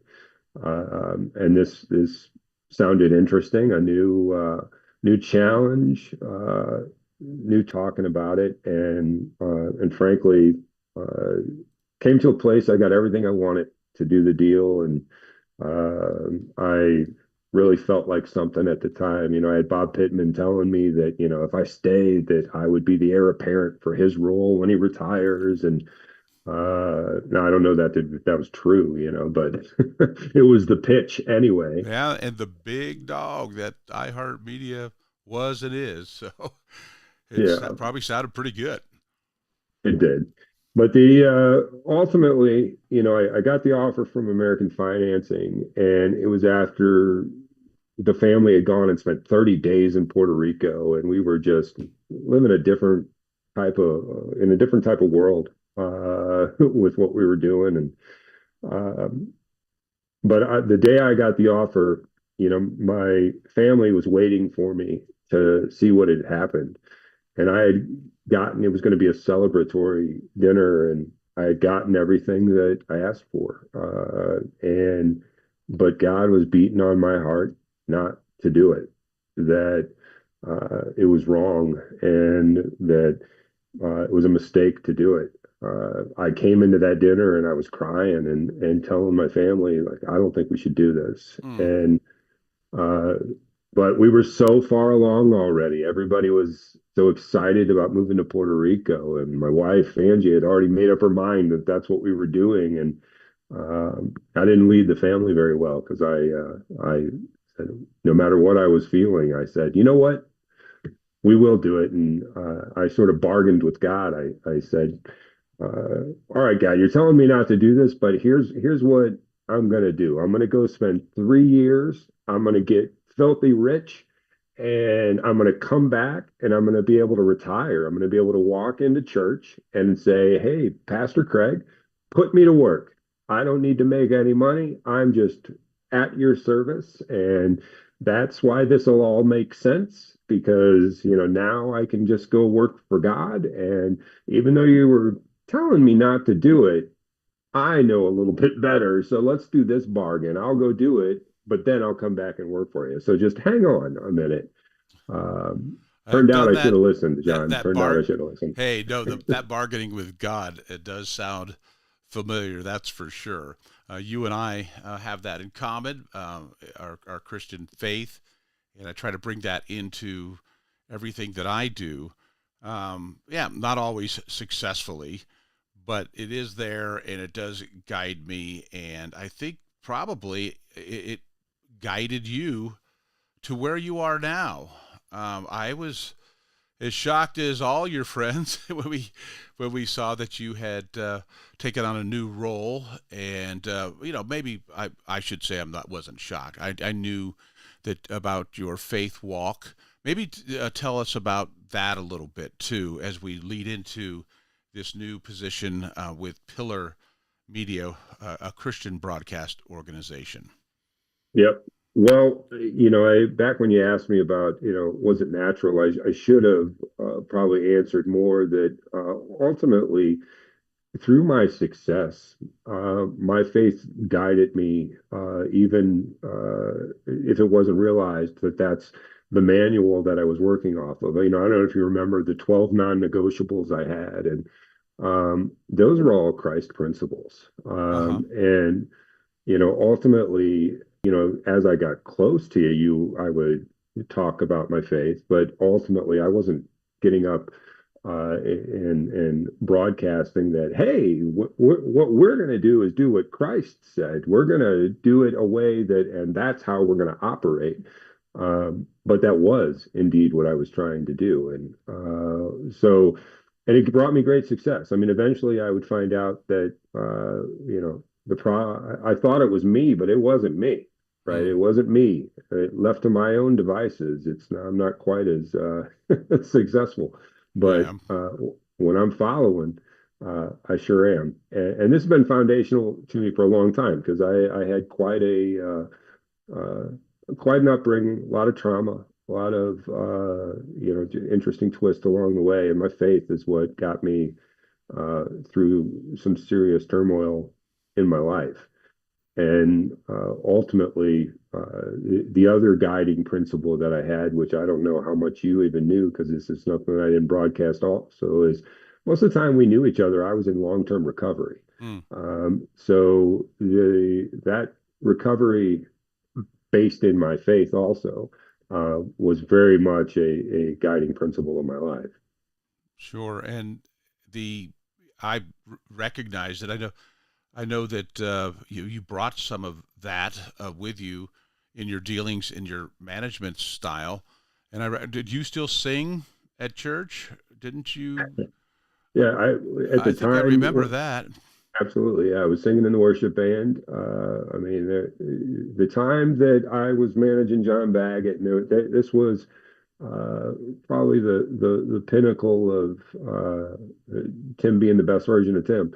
And I was singing in the worship band. I was coaching Boys and Girls Club football, volunteering there. I was volunteering at a hospice. I kept myself pretty busy because I was also managing a pretty big enterprise, and then everything else I had, I was giving them my time, and I had just had twin daughters as well. I had twin babies, and uh, so yeah, I eventually that would end. Eventually, I would get so busy with my career that everything that put me in a place to have that success started to go by the wayside. Mm. So you worked your way into this position. You're replacing pretty much a legend there at Pillar Media, Dick Whitworth. So I did a little research on you before I invited you on the show. My show of leaders, business, military, and here you are now replacing a legend like Dick Whitworth. 50 years, I guess he was there. So there's a little pressure, Tim. Oh yes, yeah, and it's quite. I mean, Dick is just an amazing person, and so pastoral. He was a pastor for a long time, and so it's really a switch for Pillar, right? Hiring somebody who comes from secular, right? Who may have sang in the worship band, but most recently I was far from a pastor, right? I've gone through some very turbulent times recently. And ultimately at Pillar, what we believe in more than anything else is the core message of Christ is grace. Yeah. And ultimately the hiring of Tim Hager is that, right? Like Art, the executive director who hired me, kept telling everyone that what, this is perfect because boy do we need him and boy does he need us. Yeah. And ultimately I think they're both true. Well, we have that in common. I left iHeart and ended up with Salem Media there in Denver for quite a while. I don't know, for 5 years or so. And managing their sales team. Again, that's when I started stealing all your management styles. And next thing you know, I'm managing the revenue for a Christian broadcast organization. So tell me about, what is Pillar Media all about? What's their thing? What's their, where do they fit? So Pillar Ministries, who ultimately owns Pillar Media. We have churches, Christian schools, do a tremendous amount of mission work. But a pillar of what we do is how do we spread the gospel? How do we encourage people to have a growing relationship with Christ through mass media? Our number one KPI is people impacted with the gospel, right? Not how much we're sending to the board or Wall Street, right? Like which is quite a shift for me, right? It's quite a shift. I'm used to a very different KPI and a very different sort of speed, because what is most important to us is how do we take mass media, right, and impact people with the gospel. Now we have to raise money to be able to continue to grow that, because we want to take things like Flow that we have in Denver. We're the first Christian rap station, right? We got a Christian hip hop station, which that genre is blowing up. My kids, when they go to Christian camp and they come home with all these new Christian hip hop songs that they know, and they're such talented artists in the space. And what a unique way to be able to touch the next generation. So it's really important to us. Can we spread that, right? Like we have that in Denver right now. We want to add that to Cincinnati, add that to New Jersey, New York, because we think that's a real unique opportunity to be able to spread the word. and impact the younger generation. So we're really excited about that. We have in Cincinnati and Jersey, we have some very big heritage brands. Star have been in the market for years and years and years, and we're the top heritage Christian station.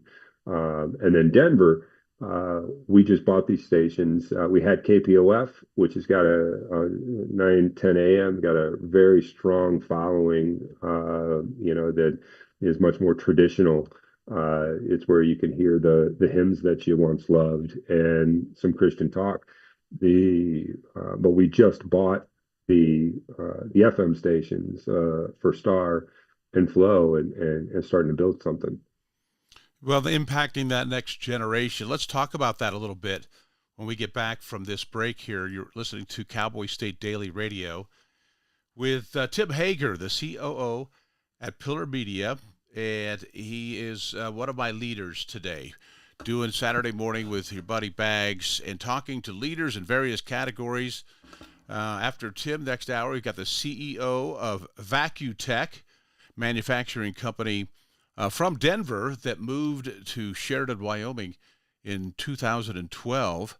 And we'll talk to him in the next hour. But right now we've got Tim, and we're going to talk more about that and about his impact and Pillar Media's impact on the next generation.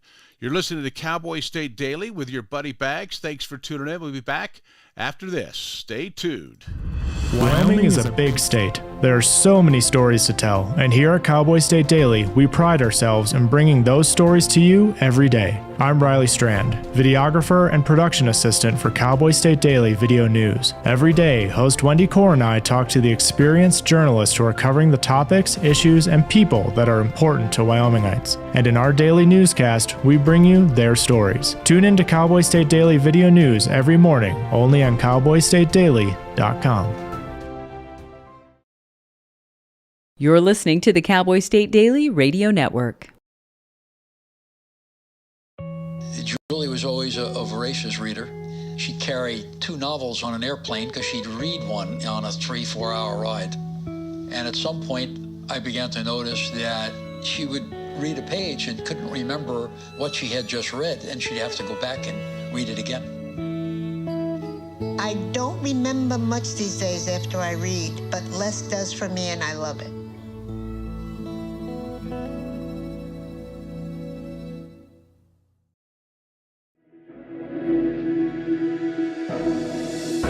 Logan Wilson here at the M Building in Casper, Wyoming. They do more than just support businesses and private events. They support nonprofits by offering reduced rates to help the community thrive. The staff here at the M Building have been incredible in helping me organize a fantastic event. They are great partners for those who want to make a positive impact on the community. Come check out the M for your next event. You talk to... In every family, small conversations can make a big impact. I grew up on tour with my parents. Kind of different, but we bonded over music just like other families do over sports, camping, or other interests. And we talked. Little everyday conversations from silly to serious that built a foundation over time. Honest conversations, like when my dad shared his experiences as an alcoholic. Your honesty about that part of your life gave me a sense of integrity that I wanted to uphold in my own life. And I was so grateful that you and Mom had become these sober, stable people who were always there for me.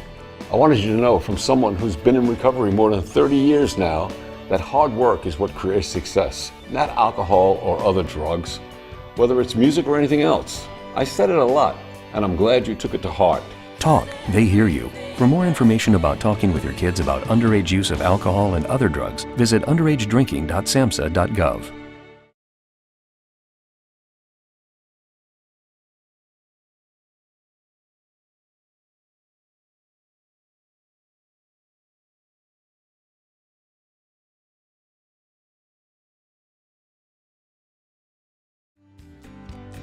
Hey, welcome back to Cowboy State Daily Radio. John Baggett, your buddy Bags, here with you till 10 o'clock every Saturday morning, 6 a.m. to 10 a.m. Quick look at the weather, mix of clouds and sunshine here in Wyoming. and a few chances for afternoon rain showers in some areas. Highs in the low 70s to the mid 80s, lows from the mid 30s to the mid 50s. Right now in beautiful Sheridan, Wyoming, at the base of the Big Horn Mountains, my little studio at my house. It is 58 degrees, warming up, and sunny.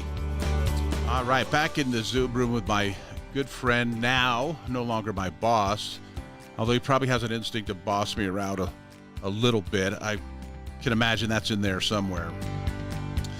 Hey, Tim, did you see or listen and hear the last PSA that I played? I did. Yeah. I didn't know that was coming up. And I don't believe in coincidences and or luck anymore. But it talked about that, and I was going a different direction coming out, but because of that, and what you shared with us this morning, which I really appreciate, I've learned a little bit about it, and God bless you, my friend. I'm just so glad that you have that faith walk to help you through that. And again, to get to where you are now with some of those struggles, that's encouraging probably to some of our listeners, or, some of our listeners who have people in, family and friends who are in the throes of, addiction or alcoholism or something. Is there any, relatable, advice, or what would you suggest with handling that, and what worked for you? What would you recommend? Well, what I recommend is surrounding yourself with the right people. Ultimately, it's fellowship that allows God to work through each other. That is what has kept me sober, and got a lot of experience of the ups and downs along the way. Ultimately, what I got beat all the odds, right? I came out of nothing as a child, so I was dragging my mom out of crack houses. Never knew my dad. He was locked up from armed robberies from the time I was in the womb. The fact that I would get to the places I did, I'd beaten the odds in a massive way. By the time I'm in Puerto Rico, CEO, I got $10 million worth of real estate. I was running in circles that I never could have imagined, traveling by private jet. The pretty meteoric rise.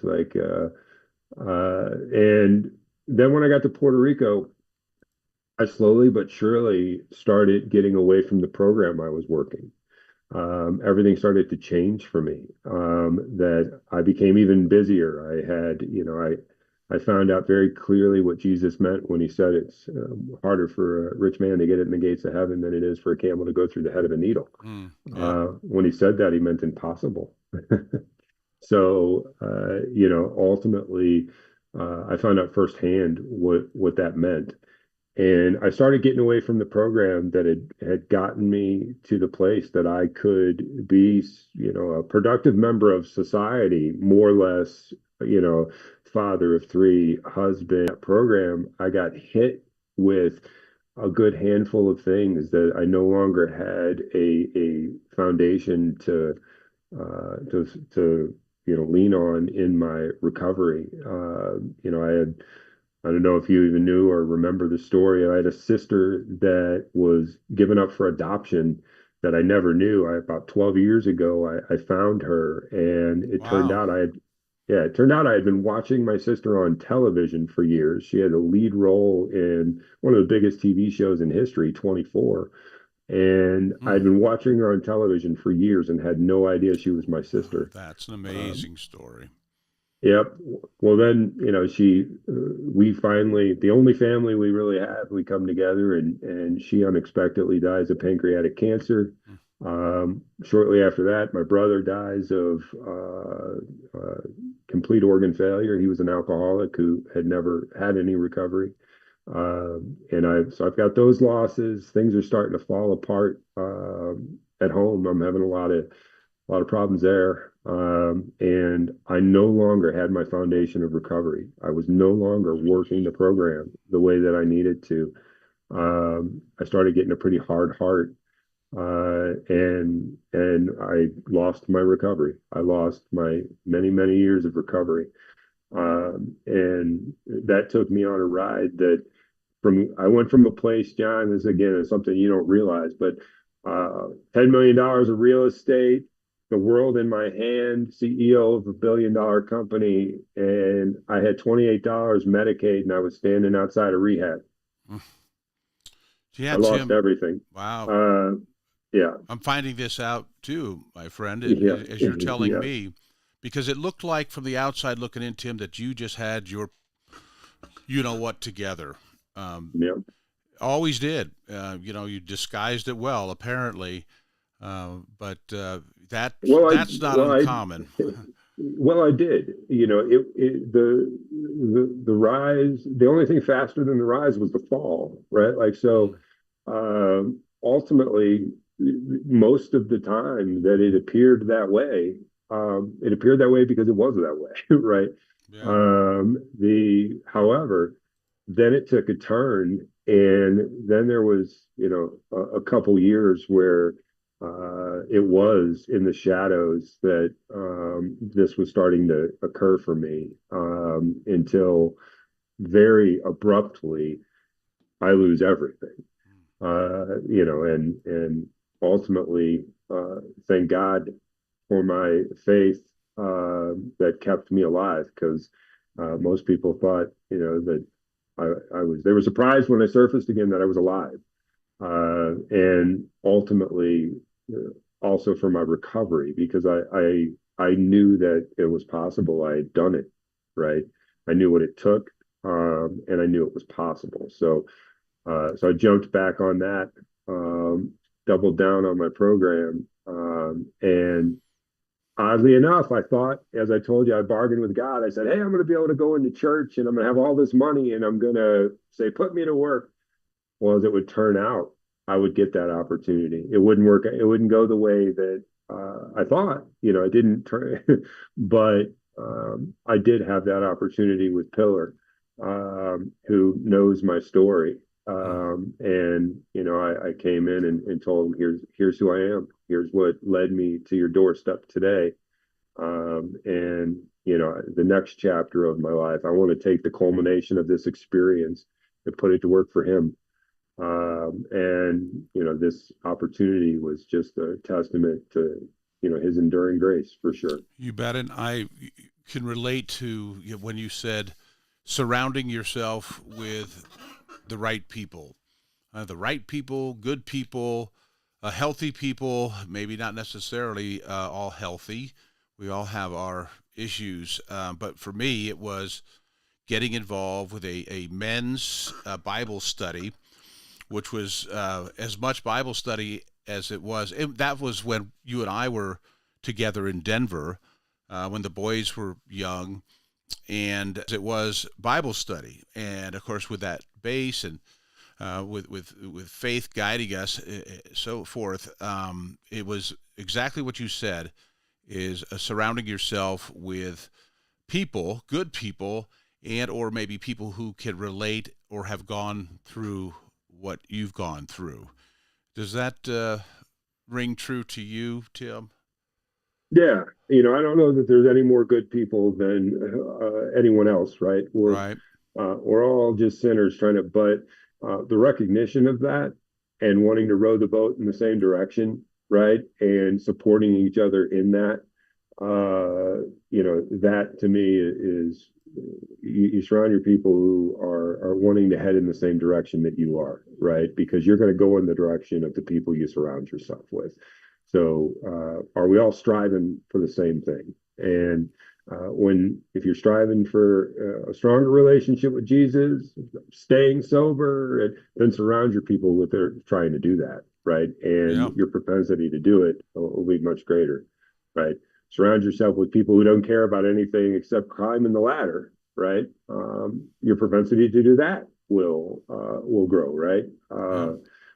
So, yes. surround yourself. Yeah, we have a mission as Christian men and women to lead the next generation. There's some good news out there, Tim, about the faith, that there's, people are kind of turning back to it. There was certainly for quite a while, it was palpable, the downturn in people going to church and calling themselves, identifying as Christian and so forth. But recently back the other way, and you have multiple stations in New Jersey and Denver, Cincinnati. How do you feel like your responsibility is to the next generation? We are the entry point for, over half of our audience don't attend church. They have found themselves in a hopeless state and landed on us just chasing hope. And we're introducing them to Christ. So, such an important role, right? Like with what we're doing with a lot of them have come off of, they've got a disdain for church, right? What church means to them is like, religion. Well, Jesus, it isn't about religion. Jesus was the biggest antagonist of religion in the history of the world, right? Yep. But there was such a misconception about Christ, his message, the church, and most of the people who come to us with our brands of Star or Flow, or they are coming with that mindset, and we're the entry point to their newfound faith and their new hope. So great responsibility that we have to do that. And we've really started a discipleship program. We've got check out the Jesus Table. It's an app and a 3-week study just to really find out who is the real Jesus and encouraging people to learn more. So, Tim, your book, memoir, you're in the throes of writing and sharing some of your experiences. Tell me about that. Tell me about Two Duffel Bags. Well, it's almost anybody who hears snippets of my story, their response is, you should write a book over the years. And ultimately, if anything else, it'd be quite therapeutic. But I want to share my story in all its raw details. It's a story of coming up from what I said. I mean, the experiences growing up in that house. We didn't have a working shower or bathtub. I mean, when I was a kid, in the summertime, I soaped up and my grandma sprayed me with a hose. And in the wintertime, I got called stinky at school because there was no way to shower. Into teenage years, I'm drinking, fighting, stealing, into then highs of, I introduced President Clinton on national television. I, go on quite a run to CEO of billion-dollar company, region president for iHeart, on and on. Well, hey, to Tim, a massive fall again. So Two Duffel Bags, it's called, and it'll be coming out. It's a book, memoirs from Tim Hager, the COO at Pillar Media. Hey, Tim, it's top of the hour. I'm out of time. It went quickly. Appreciate so much. Thanks for sharing, and we'll be in touch. It's your buddy Bags on Cowboy State Daily Radio.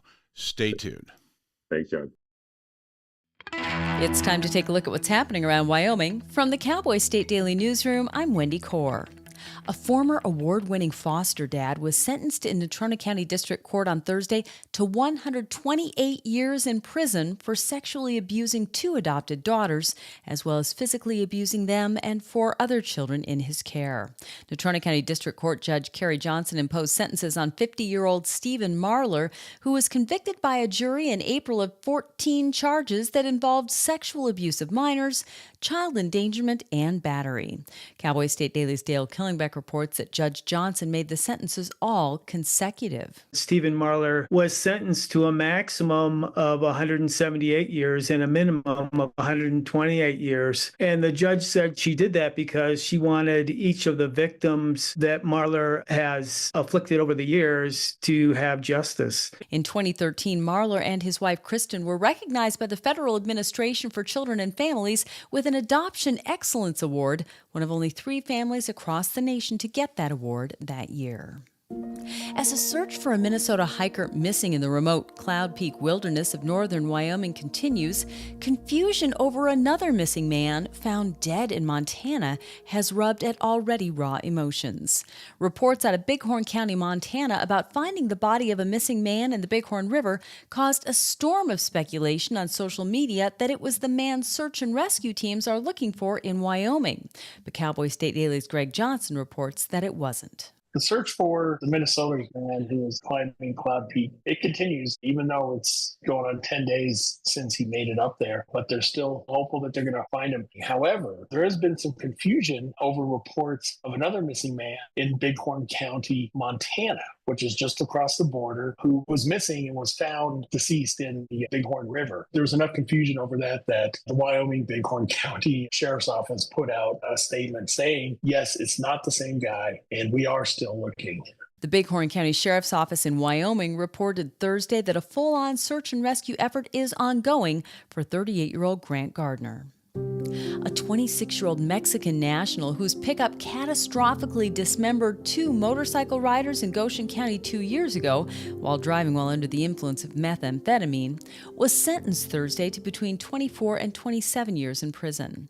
In an agreement with prosecutors, Jonathan Cervantes pleaded guilty to 2 charges, and Cowboy State Daily's Claire McFarland reports that District Court Judge Edward Buchanan handed down the maximum sentence. To a case severe where the investigator himself is using words like catastrophic dismemberment, it sounds light potentially, but the prosecutor said, well, there's detainers on him from other jurisdictions. Cervantes is also wanted on felony charges in Colorado and Kansas on suspicion of illegally re-entering the Find expert vascular care right here in Wyoming. Wyoming Interventional and Vascular Associates, or WIVA, is a division of Casper Medical Imaging and is home to experienced subspecialized physicians and physician assistants who provide comprehensive services to treat vascular disease. From PAD and AAA to venous disease, WIVA offers tailored solutions to get you back to enjoying the things you love. Schedule a consultation with WIVA today at caspermedicalimaging.net/WIVA or by calling 307-577-1003. Well, huge gouts of smoke rose over the tiny town of Sundance, which sits along a popular Sturgis motorcycle rally ride, the Devil's Tower Loop, as part of what's become known to rally-goers as Wyoming Wednesday. The smoke is from burning tires, an actual competition that's been taking place for 50 years now, in which riders deliberately burn out their motorcycle tires. Cowboy State Daily's Renee Jean reports that a Gillette woman won the 50th annual burnout this week, in part by boldly lifting her top to bear it all to win it. The way they choose the winner of the burnout, it's basically crowd appreciation, right? Who cheers the loudest for who? The person who gets the most cheers, the loudest cheers, wins the money, which is considerable. The purse was $750. So, hey, maybe that's worth pulling your top up. The crowd was pretty loud for the fan favorite last year. So Goodhouse put it over the top, though, when she lifted her top. And boy, the crowd just went wild. The winner said she'll definitely be back next year to watch the burnout, although she doesn't know if she'll participate again. And that's today's news. Get your free digital subscription to Wyoming's only statewide newspaper by clicking on the daily newsletter button at cowboystatedaily.com. I'm Wendy Core for Cowboy State Daily.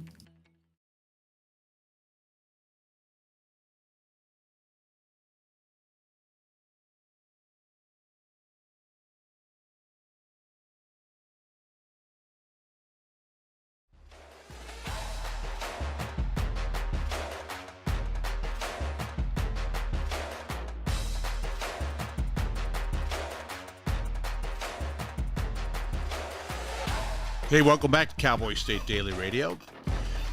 Good morning. It is 8:05 with your buddy Bags, John Baggett. Yeah, weather-wise here, we do have a red flag fire warning in some parts of Wyoming today. So let me give you a heads up on that and where those are. That's Laramie, Rollins, Saratoga, so southeast, south central part of Wyoming. Rollins as well. Otherwise, it's we have a mix of clouds today over Wyoming. A few chances of afternoon, overnight rain in some areas. Highs from the low 70s to the mid 80s, and the lows from the mid 30s to the mid 50s. Casper, mostly sunny and breezy today with a high near 81. Gusty winds going to hit you down there in Casper. Rock Springs, sunny. Increasing clouds in the afternoon, the high near 78, and wind gusts as high as 23 miles per hour. Mostly cloudy and breezy overnight. Pinedale gets a little cooler up there in the high country. Partly sunny and breezy today, high near 74. Gusts up to 21 miles per hour there. Jackson, good morning. Right now it's partly cloudy and 44 in Jackson with a high near 75 expected, partly cloudy overnight. A low near 38 there. Cody, it's sunny and 58 right now at 8 o'clock in the morning. Here in Sheridan, sunny skies and 54 degrees. Gillette, clear, 51. At Torrington, good morning, Torrington. It's sunny and 61 degrees right now. They'll have a high today in Torrington of 85 or so. So I've had an interview set up here, and that, this is live radio. Sometimes it works out, sometimes it doesn't. People get busy or schedules change. But this is your buddy Bags, and, for those of you who don't know me, maybe it's time I reintroduce myself a little bit let's see. So Saturday morning, I'm doing this show. I had been in this business and radio for 44 years. And so I got the opportunity. Jimmy Orr came to me. He is one of the founders and executive editor for Cowboy State Daily. And he invited me to host a Saturday show here on Cowboy State Daily Radio, which they launched, I believe it was back in October of 2024. And then we introduced the Saturday show on March 22nd, I believe, was the first show here with your buddy Bags. And we're getting ready to launch a Sunday show. So it'll be Monday through Sunday with Jake Nichols during the week, your buddy Bags on Saturday, and Jeff Rickett on Sundays at some point here. And we've added broadcast stations. I know, hey, good morning. Hello, everybody. In Torrington, Cheyenne, Jackson, etc., adding new broadcast stations all the time. And, very exciting, the growth and what we're seeing here at Cowboy State Daily. So, like I said, background is in radio, all aspects from DJ to executive producer to sales to management, and then back to being a DJ when I moved home here in 2019, home to Sheridan, Wyoming, from Denver after 32 years in Denver with some big, giant media operations, iHeartMedia, Salem Media, and I left because Denver outgrew me, basically. Loved it, had a great time. If you can imagine being in radio and rock and roll radio and being a DJ and all the access to the great, concert halls, Red Rocks and Fiddler's Green and downtown like the Paramount and the Bluebird and et cetera. That part was awesome. And I do miss some of that, especially miss the Rockies games, believe it or not, even as bad as they are right now. There was no place like Coors Field. Loved Coors Field. And so, some of that stuff I do miss. But I think the traffic was driving me insane. We recently went back to Denver. I was invited to take my nephews, my teenage nephews, one's in his 20s, to the Metallica concert. And Deb got me a plane ticket. We have that those 2 flights from Sheridan a day for Father's Day. So the wife got the plane ticket. My nephew's got the Metallica ticket. So we headed down there. Well, we were there, and my nephew's driving me around, 19-year-old nephew, and we're in the left-hand turn lane. Those of you who know Denver, I believe it was Hamden and Wadsworth, I think. Anyway, so left-hand turn lane, it was 3 cycles to turn left, and I timed it. It was because I had looked at my watch for some other reason, and so I knew. So it took 8.5 minutes, sitting there at that left-hand turn. And there's been times when it's way worse than that. But the left-hand turn lane took 3 cycles, took 8.5 minutes for me to turn, or for us to turn left on Wadsworth. And as I was sitting there, it was occurring to me that how much of my life, after 32 years in Denver, in that traffic, and when the Clear Channel was J-Core, then Clear Channel, then iHeart, when that group moved to the tech center, if you know Denver, you go south, you're almost to Castle Rock, and it's still the Denver Tech Center. It was a commute of without any accidents, without snow, without bad weather, without somebody screw it up. There was a 40 to 45 minute commute. Now, if there was an accident, if there was bad weather or rush hour, it could take anywhere from an hour and 15 minutes. So you put those together and you think about it. That's one way, folks. That's one way. You put that together and you think about how many hours of my life did I spend in traffic? And, it gets ridiculous. So that was the catalyst for me. Now, my wife, Deborah, she's not from here. Now, I spent part of my life, my high school years, in Wheatland, Wyoming. I love it. Love people there. I moved there from Miami, Florida. So people, you're wondering why I'm a little bit odd, a little strange. I think that's part of it. Going from South Beach to, Wheatland, ended up working on a ranch right away, living in a bunkhouse and hanging around with cowboys, and fell in love with it.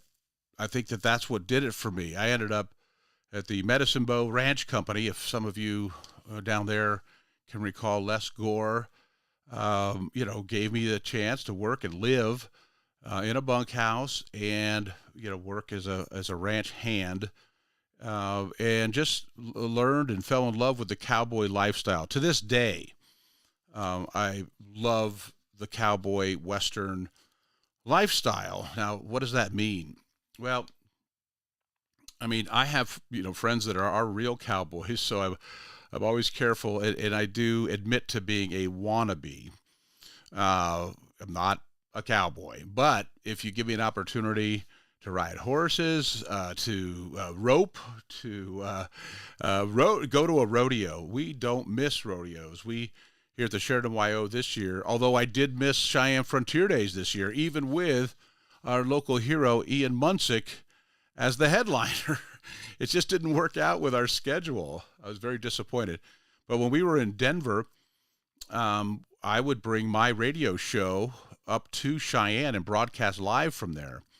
I told the management there, and I think Tim, who was just on the show, I said the Colorado Travel and Tourism determined would go up to Cheyenne Frontier Days over the 10 days.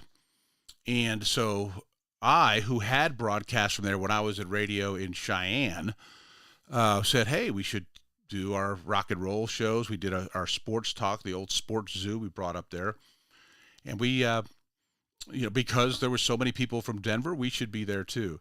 So for many years, we got to go up there as part of our broadcasts live from Cheyenne Frontier Days. Anyway, it just fit in with my passion for rodeo and for all things cowboy. So anyway, but my wife was, that's not, she was born in Kemmerer, though. Okay, so she claims that she's native and claims it's true. She was born in Kemmerer. Her father was a teacher there, Rod Beach. If any of you can remember Rod Beach, the teacher in Kemmerer. And but they moved when she was 1 year old, just a baby, her father was going to Brown University. I have a literal rocket scientist as a father-in-law. Try sitting around a campfire at a hunting camp with a rocket scientist, okay? But he's a wonderful man. He's also one of my best friends as far as hunting and outdoor lifestyle, Rod. But anyway, so she basically grew up in the Cincinnati, Dayton, Ohio area. So the idea of moving to Wyoming, although, she went to school, University of Wyoming, that's where I met her. She was a co-ed and I was a DJ play-by-play guy for KOWB in Laramie. And a shout out to Andy Hofer, another one of those people who gave me a chance.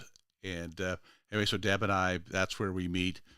And we eventually get married, moved to Denver. 32 years later, I'm trying to talk her into moving back to Sheridan, Wyoming. Folks, I remember 1984 when I left Sheridan and was driving down the road in a Honda Accord, 1980 Honda Accord, I think, and looking in the rearview mirror, driving away from Sheridan on my way to Buffalo on I-90 and saying, I'll be back here someday.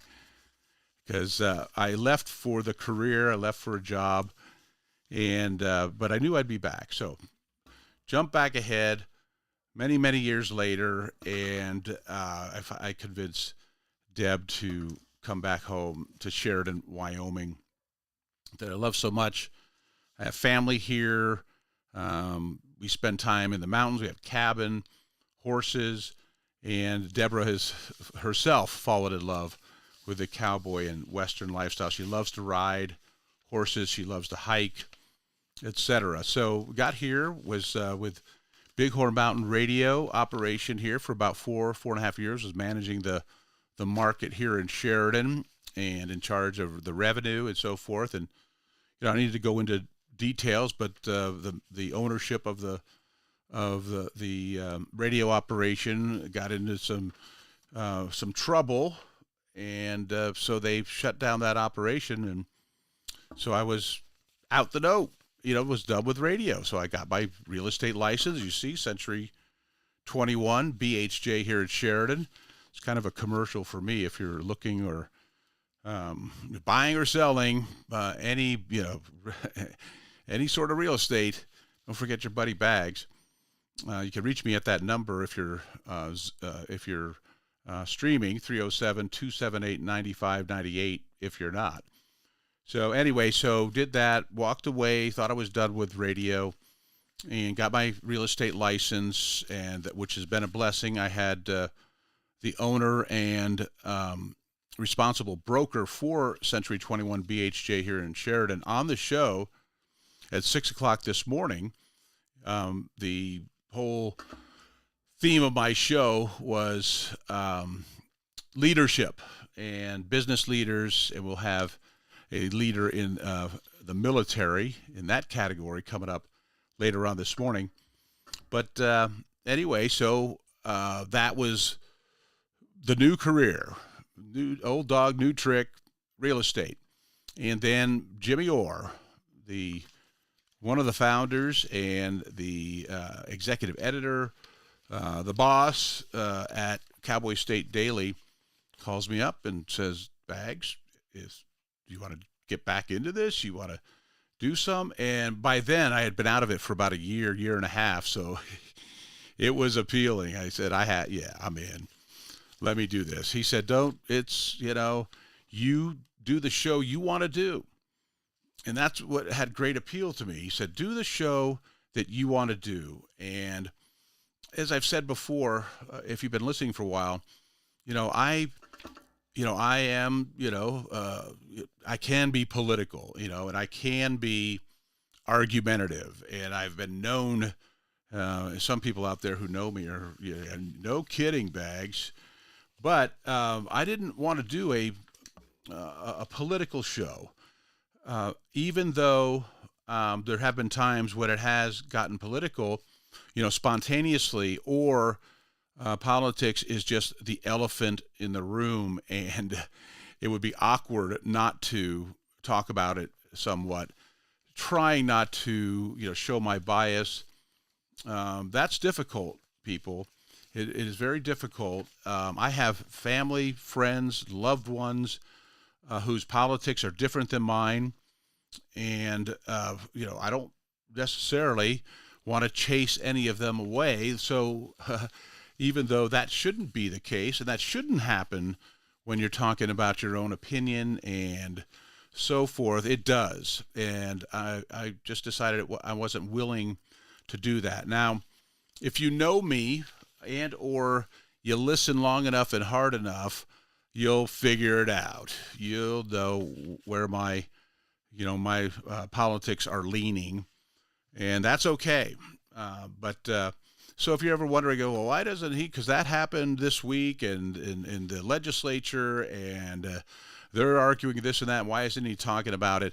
Because there's so much more out there to talk about.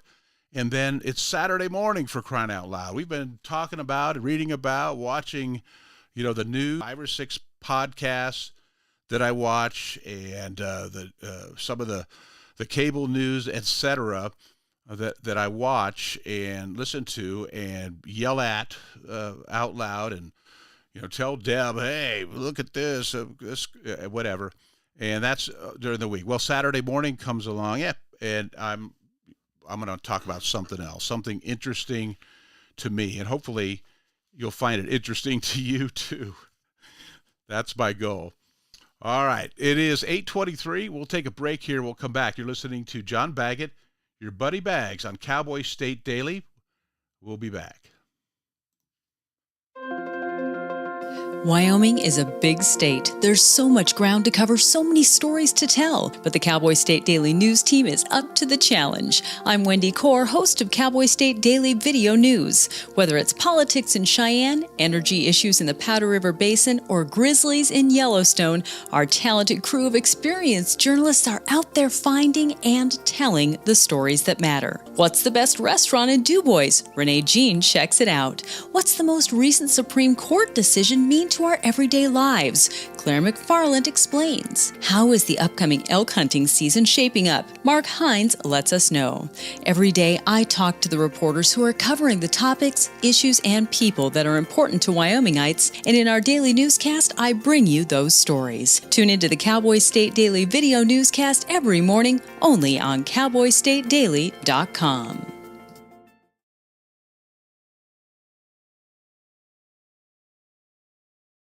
This is the Cowboy State Daily Radio Network.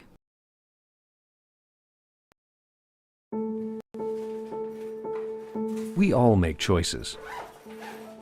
When it comes to alcohol, kids make choices whether to drink or not.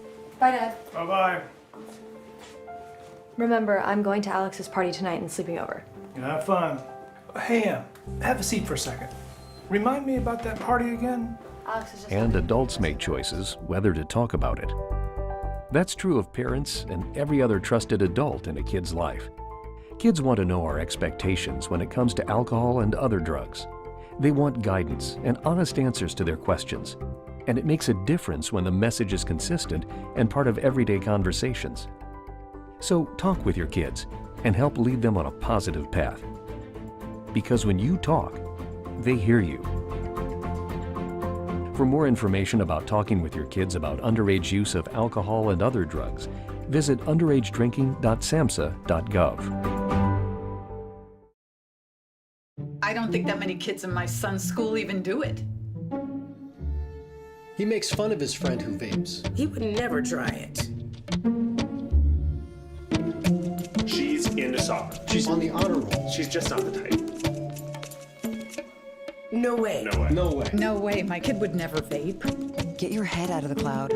Today, nearly 8,000 kids will start vaping, maybe even yours. Learn about the dangers at talkaboutvaping.org.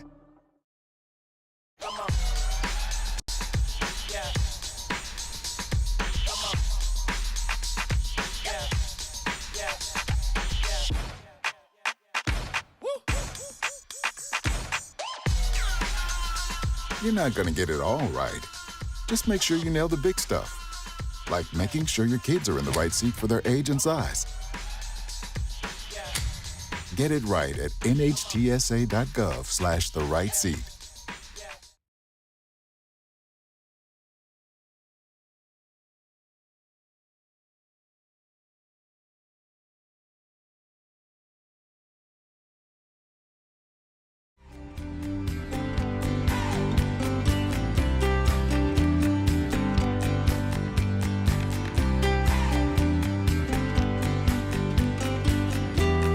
Hey, good morning and welcome back. Cowboy State Daily Radio on a Saturday morning with John Baggett, your buddy Bags. 307-278-9598. This hour, it's just me. I'll try to get John Tucker back on the show. CEO at VacuTech. A very interesting, created a great company, manufacturing company, doing business in Denver and ended up in Sheridan, Wyoming. I can relate. And we know many folks here locally, regionally that work for that company. And my goal this morning was to put together leaders in business, real estate, the military. In the next hour, we'll be talking about the military, and we'll go to the Zoom room and bring up a captain and commander in the 82nd Airborne. Talk to him. So this show, it is, as I mentioned, it is very much a local. When I say local, I mean regional, Wyoming-wide. Although I do, and I apologize, sometimes I get focused on where I live. Remember, I'm from the old broadcast era of just broadcast of radio, so the coverage of wherever that transmitter could reach, that's who I was talking to. Now I'm talking to people not only all over the state of Wyoming, but all over the world, because you can bring it in via, if you have Wi-Fi, YouTube, you can get it on our website. And by the way, Cowboy State Daily, if you're not aware of what that is, it is what Jimmy described, Jimmy Orr, so many local newspapers and their demise, likely to come back in some way, shape, or form. Someone will move in and see an opportunity there, which, hey, I feel for you. But a substitute maybe, or an addition to your media source, Cowboy State Daily. I mean, this team that Jimmy has put together, and I say that kind of sarcastically because we knew each other when we were in our young 20s working together in Cheyenne, doing rock and roll radio, doing the goofball, wannabe shock jock radio stuff that we do and did in the 80s and 90s, people. But he put this team together very legit, very credible, and in some cases 2 or 3 times a day. And here's why that's unique. Now you get your morning newspaper, and I love to read a newspaper. Don't get me wrong. One of my favorite things to do is if I have a Sunday morning or a Saturday morning, well, not anymore, where I can just sit at a table and spread that newspaper out and read it from cover to cover. Ladies and gentlemen, that is one great morning for your buddy Bags. And I love it. I like the smell of the print, the newsprint. I like the having a little bit on my fingers and having a cup of coffee and reading a newspaper cover to cover. However, that's what you're going to get with a newspaper is that one edition. With Cowboy State Daily, what you get is you'll get an email And you open that up, and it's story after story. It's got the weather, news, sports, entertainment, whatever's going on. And this team of reporters, columnists that Jimmy has put together. Wow, impressive. And many of them have come from traditional media to us. And how Jimmy finds them, I don't know. But anyway, trust me on this, folks. Remember, you're listening and watching a radio dinosaur who now is very much in the new millennium of gathering news and information, and Cowboy State Daily is one of those. It's a great resource for news and opinions and so forth. So subscribe, and you can share that information with anyone you think wants to hear more or less the Wyoming perspective. The Wyoming way, I like to call it. Nothing wrong with, the Denver Post or, whatever else, getting newspaper. But if you live in Wyoming, or you're from Wyoming, or you just love Wyoming, the Cowboy State Daily is a resource to you, and you should subscribe.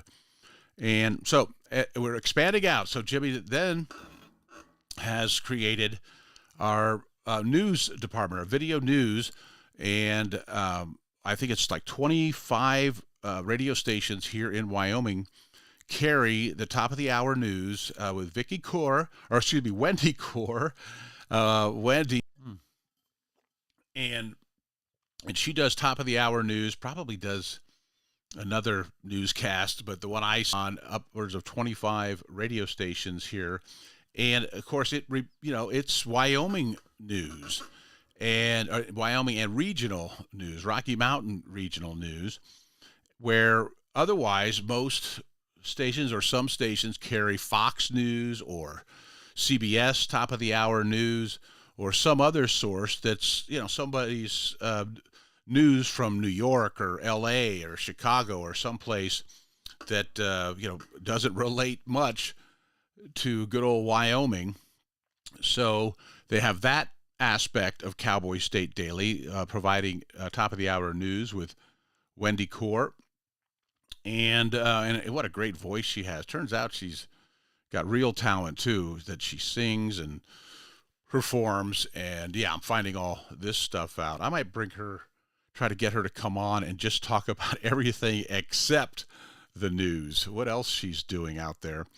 And then last but not least is Cowboy State Daily Radio. So now with us going Monday through Sunday, and again, we're still trying to hook up the all the technology involved with doing a live 4-hour live radio show from someone's home. And when we do, Jeff Rickett will be joining us on Sunday mornings from 6 to 10. Your buddy Bags on Saturday, and Jake Nichols during the week. And so there we go. We've got 7 days a week, morning show radio from Cowboy State Daily. Now, the format of my show, I need and sometimes beg for audience participation, because there'll be occasions like today where it's just me. Good old Bags, talking about something that he thinks is interesting. Well, that's when you have the opportunity to participate. I've got an exclusive Bags Studio phone number at 307-278-9598. You can text me in there, and on some occasions, that's the best way to get to me. And if I have a guest and you want to ask the guest the question, I get a little ding in my ear. I don't know if you guys can hear it when somebody's left me a message, and I'll go in there. You'll see me playing with this mouse, and I'll be looking into the text room there and find out what your question is and share it with our guest. Or if it's for me, I'll give you, a line of, I'll make up something if I can. So, anyway, what I was talking about with the right here, what's different is this streaming aspect where there's some folks who can see me. Most of our audience, my audience, is listening. We've added some broadcast stations in Torrington, Cheyenne, and Jackson. Good morning, Jackson.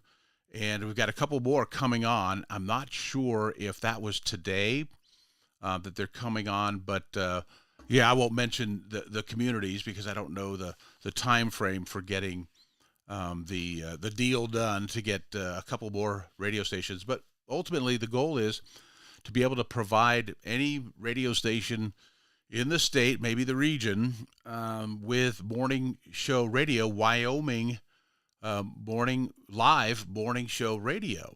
So the technology is, this streaming aspect. The first time when I went on the air in March of this year that I've ever done streaming radio, where folks are watching. My youngest son lives in The Hague, the Netherlands, and he's able to watch.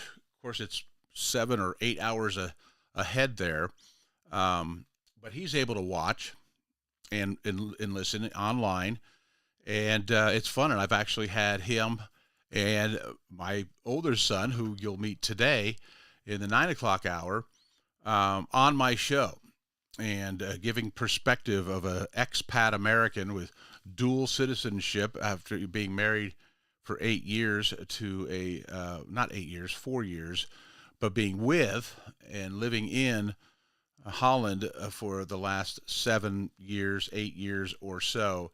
And I've had some great conversations with him and his wife, Sophie, who speaks 4 languages, and I think she has a 5th that she's working on.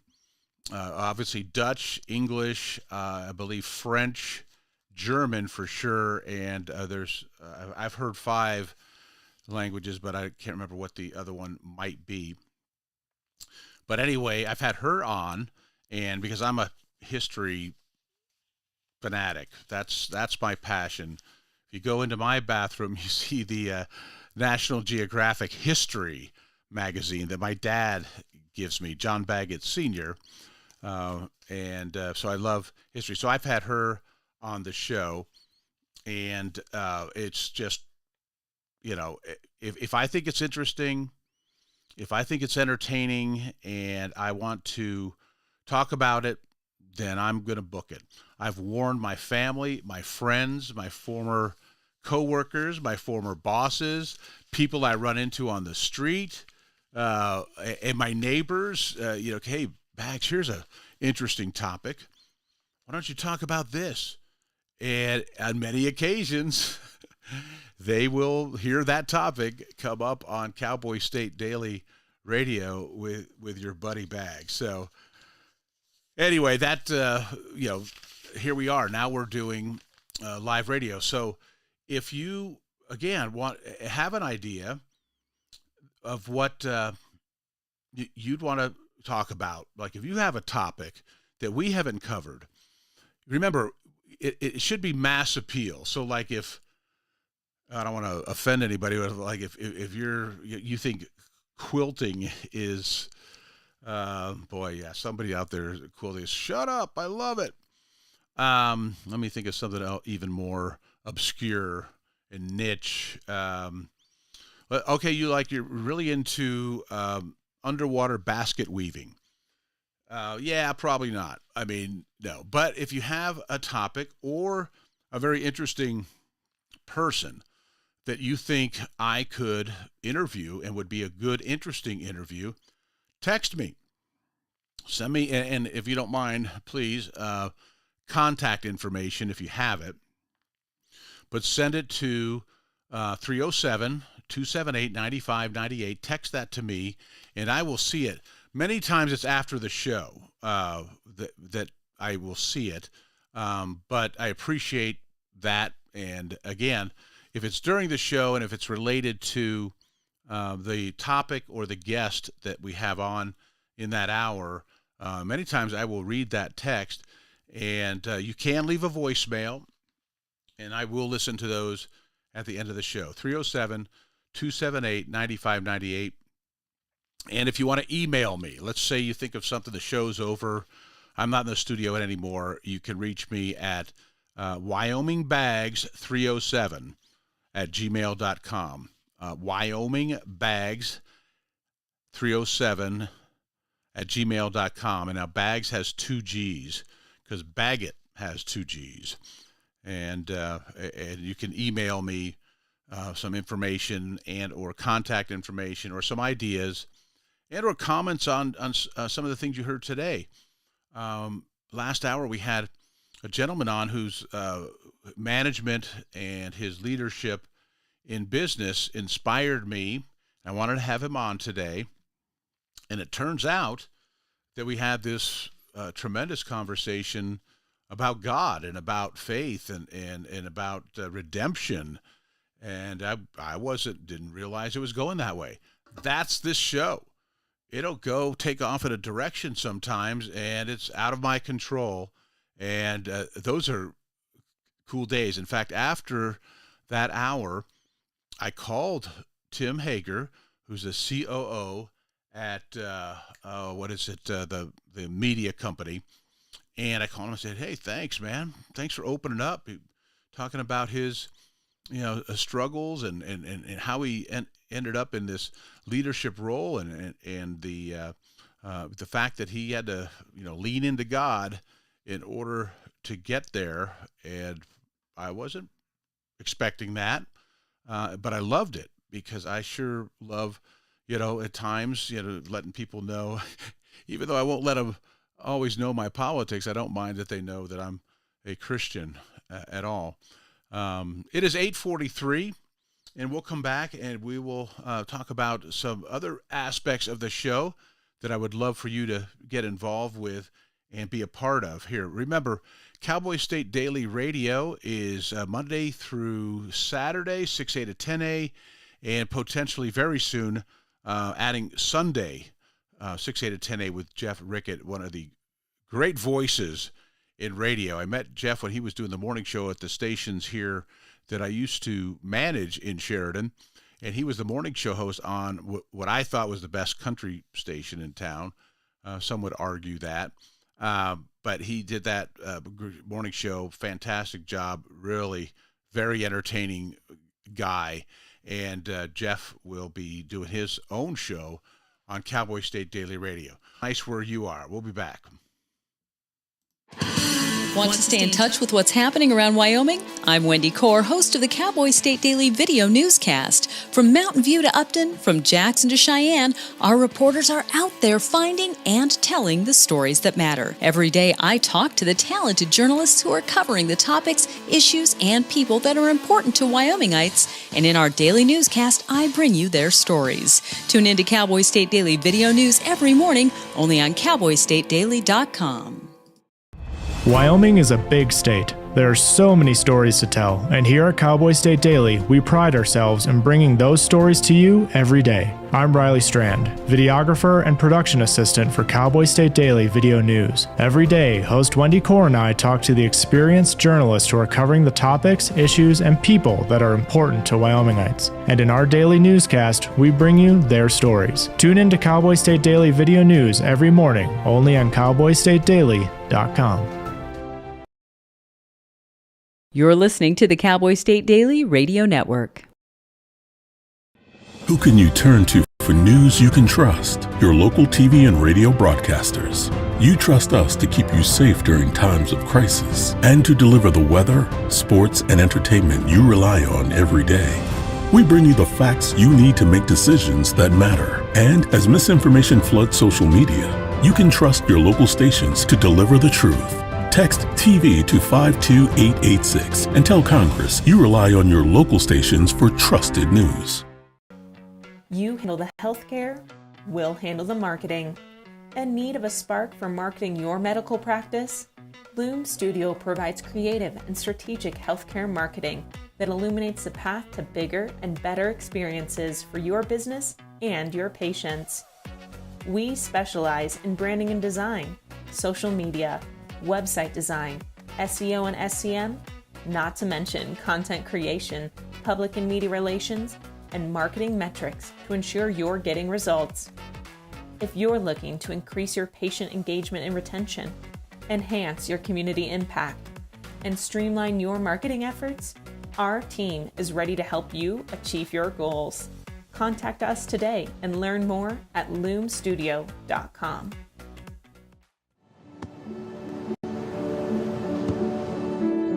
I don't remember how it started. Go to that. Cowboy. Our back and forth. It always came back. Dad! You probably don't remember what you told me, That was perfect. but I heard every word.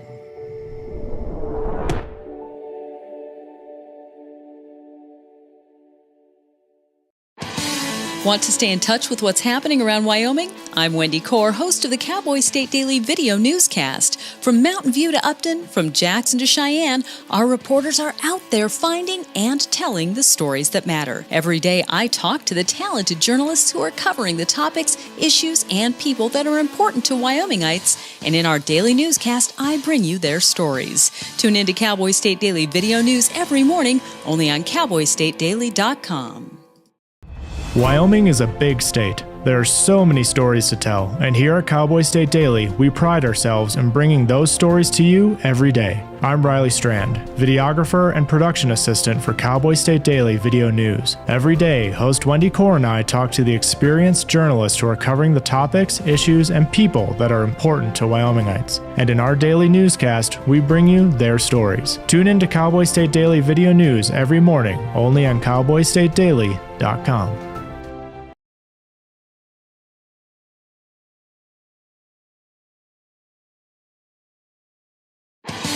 Want to stay in touch with Who what's can you turn to for news you can trust? Your local TV and radio broadcasters.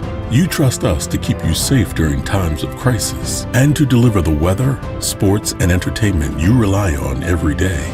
We bring you the facts you need to make decisions that matter. And as misinformation floods social media, you can trust your local stations to deliver the truth. Text TV to 52886 and tell Congress you rely on your local stations for trusted news. You handle the healthcare, we'll handle the marketing. In need of a spark for marketing your medical practice? Loom Studio provides creative and strategic healthcare marketing that illuminates the path to bigger and better experiences for your business and your patients. We specialize in branding and design, social media, website design, SEO and SEM, not to mention content creation, public and media relations, and marketing metrics to ensure you're getting results. If you're looking to increase your patient engagement and retention, enhance your community impact, and streamline your marketing efforts, our team is ready to help you achieve your goals. Contact us today and learn more at loomstudio.com.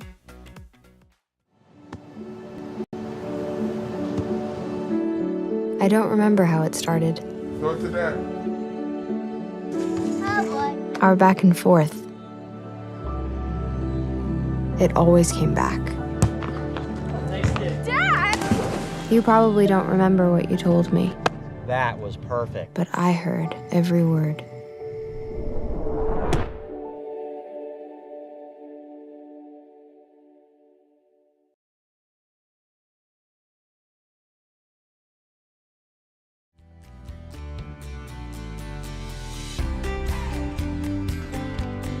Cowboy State Daily Radio. On a Saturday with John Baggett, your buddy Bags. Just check it out. The weather real quick. Got a mix of clouds and maybe some rain in some areas and windy in some areas of Wyoming today, with highs in the upper 80s and low 90s. In the high country, though, the highs maybe into the 70s. Sunny, 62 in Sheridan, Wyoming.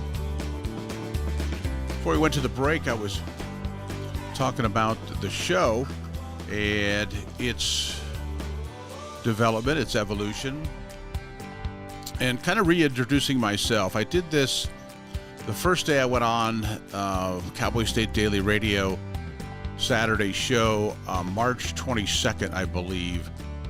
That was day one. And I kind of introduced myself. And so our audience has changed. Hopefully it's grown. So I'm doing it again, just telling you who I am, how I got here, and so you know a little bit about your buddy Bag. So we get to the radio side of things. So I started at KROE here in Sheridan. Forever grateful to the late, great Kim Love, who passed away, within the last 7 or 8 months ago. Rest in peace, Kim. That was his organization. It was called Love Calm Incorporated back then. This was 1981. And he gave me an opportunity. There was a internship there. I was going to Sheridan College at the time, and they had an internship program. I got to do nighttime DJing on the rock and roll station. We just called it FM 94 back in the day. It's Z94 now. Of course, they're called Sheridan Media. Much bigger operation. We just had 2 stations. I think they're up to 8 or 9 stations that they operate here, and some other media that they do. But back then it was just the 2 stations and KROE. And a couple weeks ago, I had Bob Beck on. Bob Beck, the former PBS, the Wyoming radio, public broadcasting president, leader, manager, boss for many, many years. He came from KROE here in Sheridan, and he was doing the news here as well. And he calls me up from Laramie and says, hey, they've got a gig here, midday show, and an assistant production, which is the guys that make, write and produce commercials and the station promos and that kind of thing. And so that was a real radio job. And up to that point, wasn't sure that if I was just having fun and trying to impress girls by being on the radio. Because at the time at KROE, I also had a DJ service where, turntables. And in those days, I had the big Pioneer 10-inch reel-to-reel, big speakers and flashing lights. And I would do, weddings and special events, birthdays, that kind of thing. And I was also DJing at the time. It was called the Brass Banjo Lounge. It was inside the Holiday Inn. It was the Holidome back then. The Holiday Inn ran it. Now it's a Ramada Inn now. But back in the day, they had a bar and a big stage, with a disco light. The whole thing. It was, you got to remember, this is the, coming right out of the disco era of the 70s, early 1980s. It was still a big deal to have a big disco floor, literally the disco ball in the middle of it, and a DJ, playing the tunes. And that was me, the original. I think that I was their first hire as a DJ at the Brass Banjo Lounge. I think it's the Oasis now is the name of the bar, and there's no dance floor there anymore. They put a fireplace where the disco dancing used to be.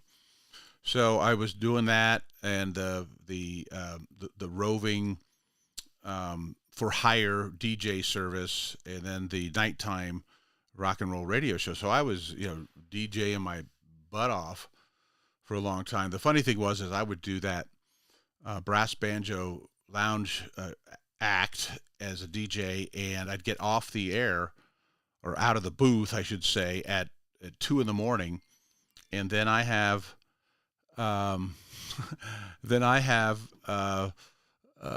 morning show to do on KROE, and in those days it was called Polka Party. So here's a 21, 22, 23-year-old rock and roller, and he's staying up till 2 and sometimes 3, depending on what was going on afterwards, and have to, show up at 5:30, warm up the filament, turn on the transmitter, and crank up Polka Party. At the time, and I know there's still a great service here at Sheridan, Zawada Plumbing and Heating sponsored it. And to this day, I can barely stomach hearing polka music. I feel a little nauseated. Listen, now don't get me wrong. If you take me to a club or a dance with a live polka band, I'm going to have a ball. I'm in. Of course, with me, anything live music-wise, I love. But as far as, hearing, recorded polka, you got to remember, polka songs are generally like 2 minutes long. And so in those days, it was turntables. We had two of them. And you'd cue up one record, 45, while the other one was playing. And you had to pick it out. And plus, people were calling in requests and so on, and you wouldn't believe how confusing. One time the phone rings and somebody on the other end says, "You idiot, you just played that song." I had played two different records, same song, and I couldn't tell the difference, and I just queued them up and played the same song back to back. So anyway, to this day, I'm not a big polka fan, but immediately after was the Make-Believe Ballroom, which was big band music. Again, 21, 22-year-old kid, and I'm getting exposed to big. Now, I think it was in contrast to the polka music that to this day I like big band music still, because it was a relief after Polka Party. As far as I'm concerned, if you like polka music, God bless you. And yes, please invite me if you have a live polka band. I'll come and we'll have a blast. So anyway, from there, KROE, down to Laramie, KOWB, KCGY, and then to Cheyenne, KFBC, KFBQ, where I met Jimmy Orr, our illustrious leader here at Cowboy State Daily. Then to Denver, where I spent a little time at Cruisin' 1150, but ended up on the Fox, 103.5, the Fox down there. And then I, transitioned, so to speak, into sales and then management in all aspects of it. Well, when we come back, we're going to talk to another leader in a different category.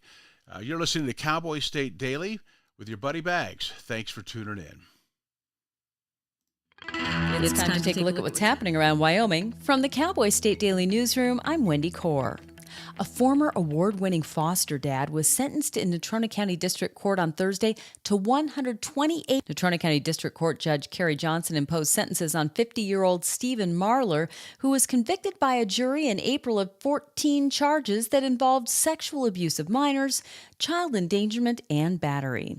Cowboy State Daily's Dale Killingbeck reports that Judge Johnson made the sentences all consecutive. Stephen Marler was sentenced to a maximum of 178 years and a minimum of 128 years. And the judge said she did that because she wanted each of the victims that Marler has afflicted over the years to have justice. In 2013, Marler and his wife Kristen were recognized by the Federal Administration for Children and Families with an Adoption Excellence Award, one of only 3 families across the nation to get that award that year. As a search for a Minnesota hiker missing in the remote Cloud Peak wilderness of northern Wyoming continues, confusion over another missing man found dead in Montana has rubbed at already raw emotions. Reports out of Bighorn County, Montana about finding the body of a missing man in the Bighorn River caused a storm of speculation on social media that it was the man search and rescue teams are looking for in Wyoming.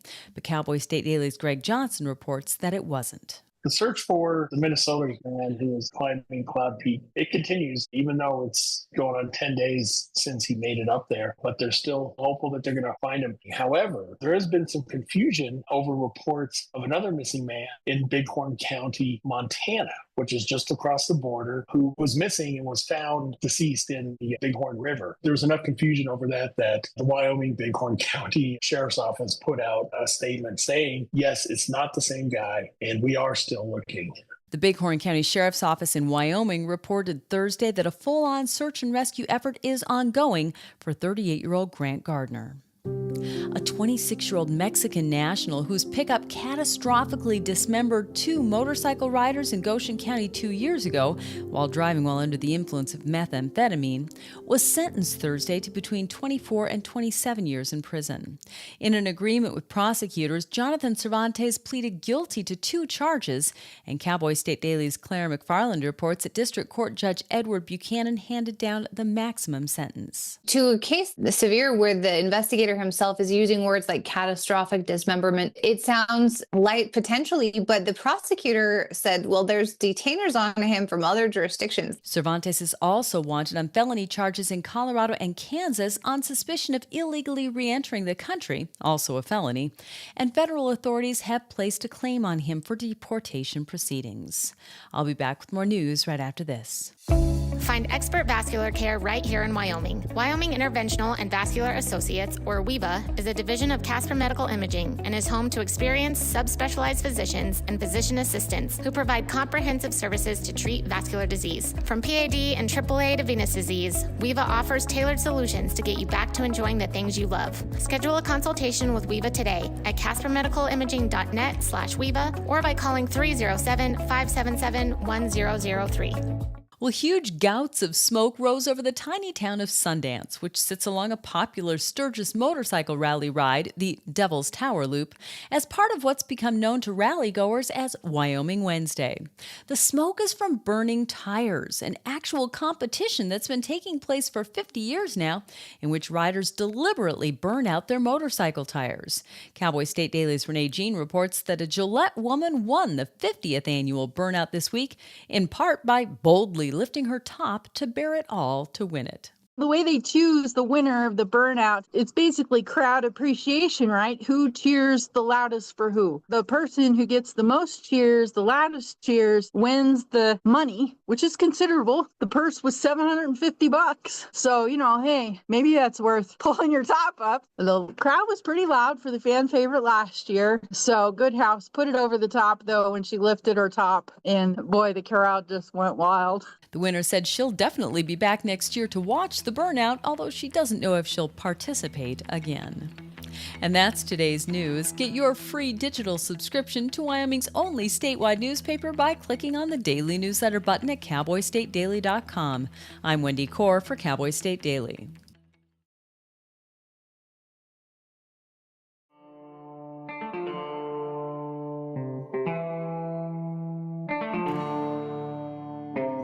And welcome back to Cowboy State Daily Radio. Your buddy Bags on a Saturday morning.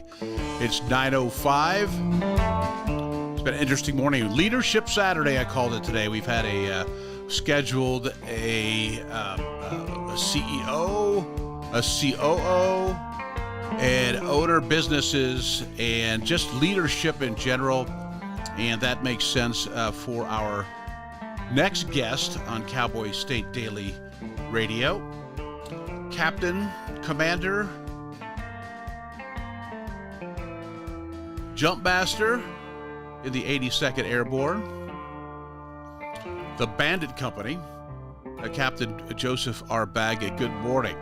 How are you? Good. How are you? I'm doing well. Taking care Good to see you, Pa. Yeah. Good to see you too in the Zoom room here on Cowboy State Daily Radio. Now, Joseph and I try to check in regularly on the military. I want to have a feature, and because I never want to forget those serving. Obviously, I'm biased, and I'm personally involved with my eldest son, who is serving. And thank you for your service, son. And Well, thank you. Thanks for being a good son, too. I like you a lot. All right.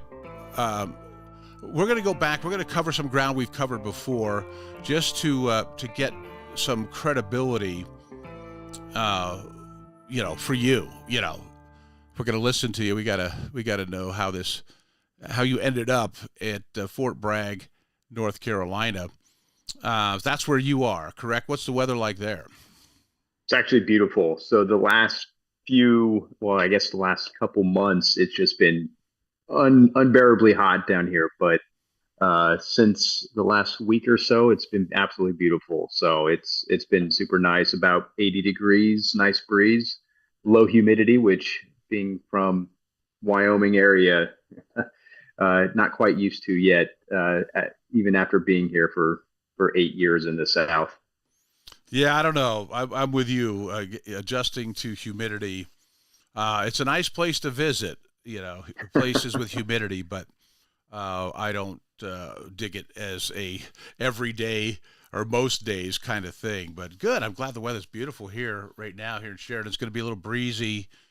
We've had a lot of moisture here in the Bighorn Mountain country, and everything's green still here, almost mid-August.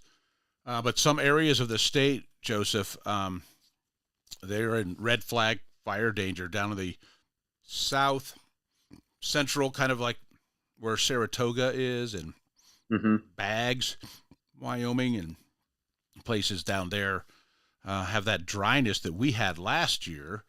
Of course, we're coming up on that 1 year anniversary of the elk fire, but that's what the conditions were here when that fire started. It was very dry. Not this year. It's been wet, and but there's a line somewhere like north of Casper where the moisture just hasn't been going south. So anyway, you went the Army route, and it was somewhat unique. I mean, you finished college, University of Wyoming graduate, ladies and gentlemen. Go Pokes. Go Pokes. You betcha. Powder River. Let her buck. You betcha. And graduated in 4 years, including a semester abroad in Rome, Italy. Still managed to graduate in 4 years. Off and running in with a business. What was your marketing? Business marketing degree. Business marketing. Yeah. Yep. And I have a cough button. Anyway, so off you go, and you end up working for the Avalanche. You were working for the Mammoth, the lacrosse professional team, and for the Broncos for a while in their program, and then for iHeartMedia, the company that I was working for too, in Colorado Springs.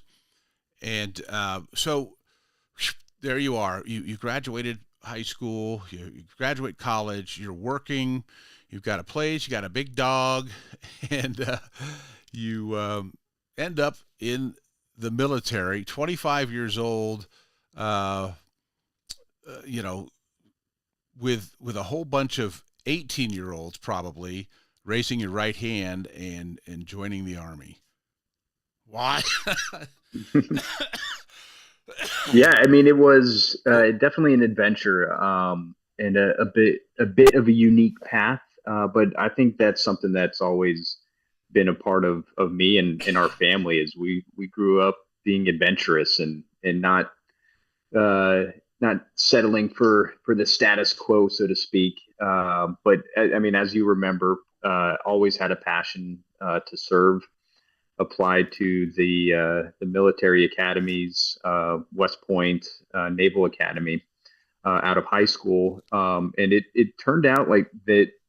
Obviously didn't get in to those, but it turned out that was probably the best thing for me, just to grow and become a leader in my own sense, to be ready to take this responsibility. But the passion, after not being selected for the academies, the passion to serve never left, and had some great opportunities working in the sports and entertainment world, and great great experiences there. It taught me how to communicate. It taught me how to be able to sell an idea, sell a passion.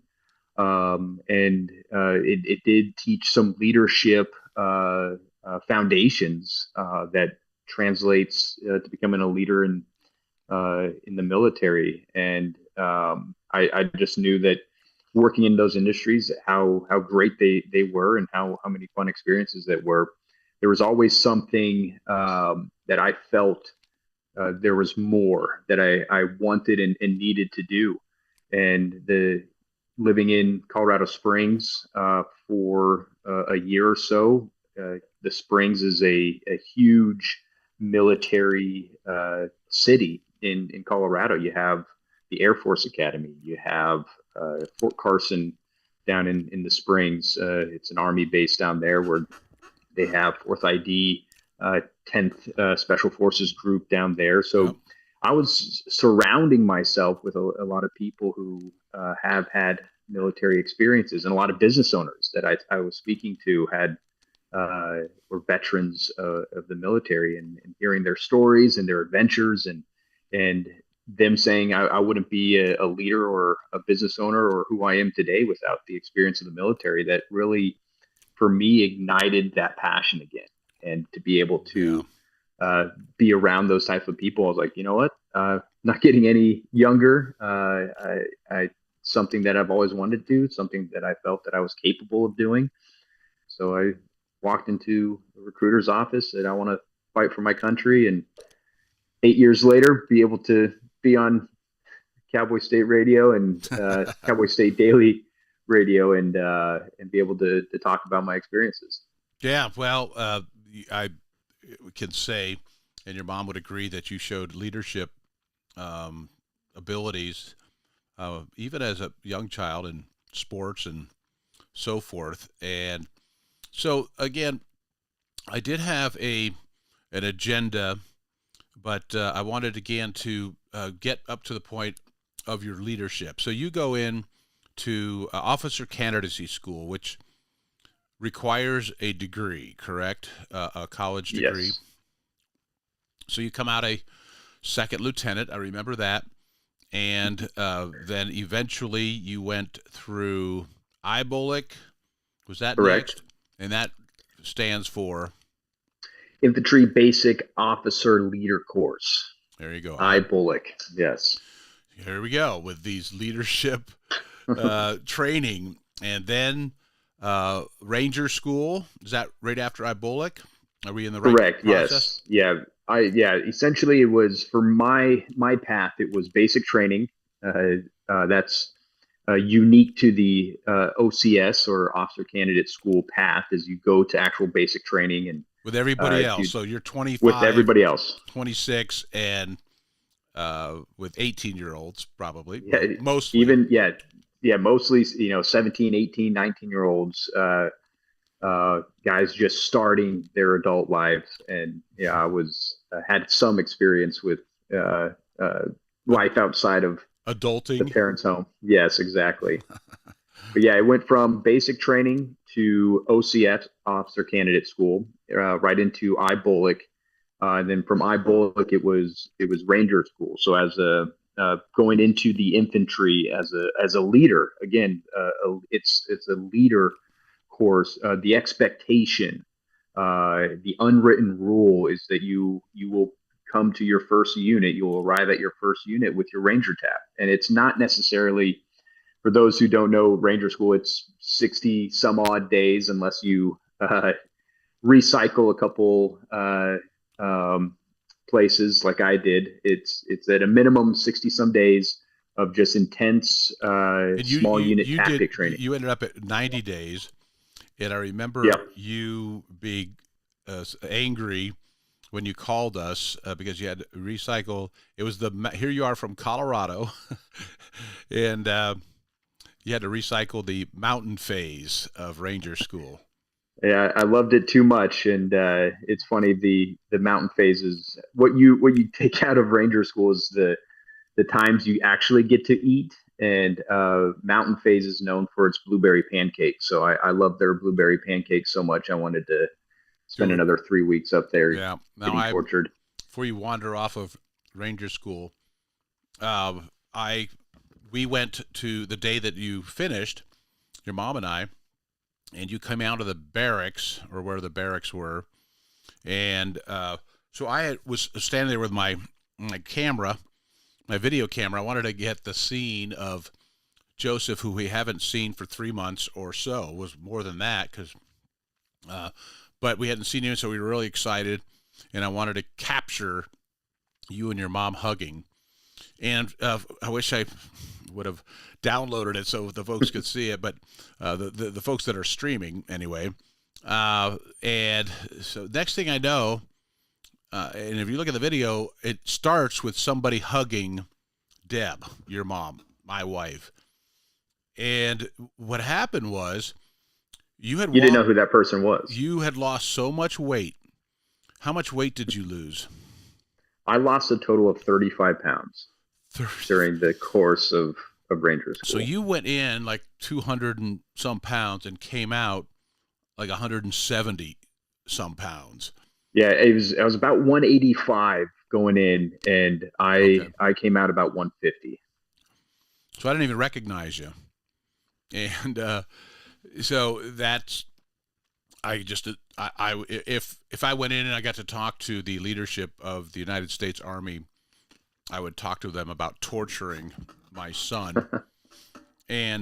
But it was, I mean, you described it to us. Maybe you can describe it to my listeners and viewers in a general sense, so we can get on.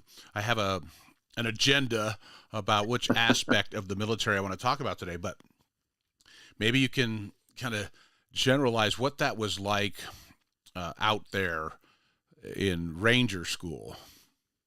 Yeah, and just along the same theme and of leadership, Ranger School it's tough. I mean, it's the stuff that you do isn't hard. It's just the circumstances they put you in, the environment they put you in, that makes it tough. And it truly is a school of perseverance, but ultimately it's a leadership school. Right. Can you go through, the worst experiences of your life with no food, minimal sleep? In fact, if we got, when we were in the field of Ranger School, if we got more than 45 minutes of sleep a night, that was a good night of sleep. 45 minutes. Yes, there were times where I remember one specifically, we were 50 hours without any sleep. Zero. But that's not necessarily the purpose. It's can you survive that experience?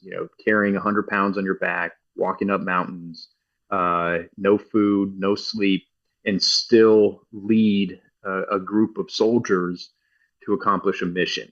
And that's the purpose of Ranger School. Right. And that's why being a leader, especially in the infantry, you arrive to your first unit and you have already demonstrated to the soldiers that you're supposed to lead that, hey, I've done the hard things. I have proven that I can lead in just absolute terrible circumstances. And that builds confidence, that builds trust in your leadership that, hey, they've gone through this. I can trust that no matter what circumstance that we find ourselves in, that this leader can push us through to the end. When we get back, I'm going to take a little break here, Joseph. When we get back, first of all, I want to talk a little bit more about some of your experiences now, what you're doing now with the 82nd Airborne as a company commander and a jump master. Very, very proud of you for that and what you're doing now, too. We'll come back, but I also want to talk a little bit about, so there's the recruiting numbers are up again. They're consistently steady and higher than expectations and so forth. I want to talk about maybe some of the reasons why, your opinion on what's happening. There's some people are call it a warrior ethos. Have you heard that description? It is part of the reason that Americans, more young people, are joining the military. Not just, of course, the benefits, of course, education, the GI Bill, and all the benefits that serving your country bring. They're talking about the warrior ethos has come back somewhat to Generation Z, and recruiting numbers are up. I want to talk about that, and then later on, we're going to talk about military readiness, but maybe not exactly what folks are thinking with military readiness. It's called military family readiness, and there's a big emphasis on that. We get information as your parents, and they do have an organization that they encourage family support because they believe that with family, military family readiness, they make a soldier, a service person better at what they do. So we'll get into that as well. It's 9:22 on a Saturday with your buddy Bags here on Cowboy State Daily Radio. We'll be back. Stay tuned. We've got Captain Baggett in the Zoom room. From Yellowstone to Devil's Tower, the Bighorn Mountains to the Teton Range, Cheyenne to Sheridan, Rawlins to Ralston, Cowboy State Daily Morning Show covers the state like no other radio show or podcast. We love Lovell. We're eager to share the stories of Story, Will Crow About Crowheart, and Yodel Over Yoder. Whether you make your home in Sweetwater, Chugwater, Powder River, or Green River, the Cowboy State Daily Morning Show will make you feel right at home. Jeffrey City, Atlantic City, we see you. Little America, Big Piney, you're on our radar. Howdy, Wapiti, Meeteetse, Shoshone, Ten Sleep, good morning, welcome, Torrington, Riverton, Wheatland, Lusk, Lingle, Lander, Timber, Casey, Kerwin, Moorcroft, Mountain View, Moose, Fort Bridger, Fort Laramie, Fort Washington, Panda, Hudson, Hewlett, Dayton, Daniel, and DuBois. We are east of Weston, west of Midwest, north of Newcastle, and south of Sundance. Border to border, we love Wyoming and every one of its communities, bar none. This is the Cowboy State Daily Radio Network. Meet Norm. He lives with anxiety, but with the help of this latest innovation from Be Normal, he can be normal, just like everyone else. With the swipe of a finger, you can project happiness, confidence, machismo. Why settle for being real when you can be normal? The Normal Maker, new from Be Normal. This item doesn't really work because there's no such thing as normal. We're all different. What we like, how our brains work. In fact, 1 in 5 of us live with mental illness. Don't filter who you are. Start by talking to someone you trust. And remember, there is no normal. Nestled between Casper Mountain and the North Platte River, you'll find the heart of Wyoming. With a bustling downtown centered around our outdoor haven, Casper is for adventurers, freedom seekers, and rule breakers who find beauty off the beaten path. So if touchable history, a vibrant community, and uninterrupted outdoor recreation define your travel itinerary, allow us to welcome you to the one and only Casper, Wyoming. Plan your trip at visitcasper.com. Love is a lesson that doesn't end. It knows no conditions, so you better buckle in. Love keeps you on your toes. It never stops, only grows. Love isn't easy. It's a commitment, especially when they're being their most resistant. Love is being prepared for the journey ahead. Love doesn't let any concerns go unsaid. Love is finding the right seat so you can take a breath. But remember, love isn't lax. It always double checks. Check that your kids are in the right seat at nhtsa.gov/the right seat. Love protects.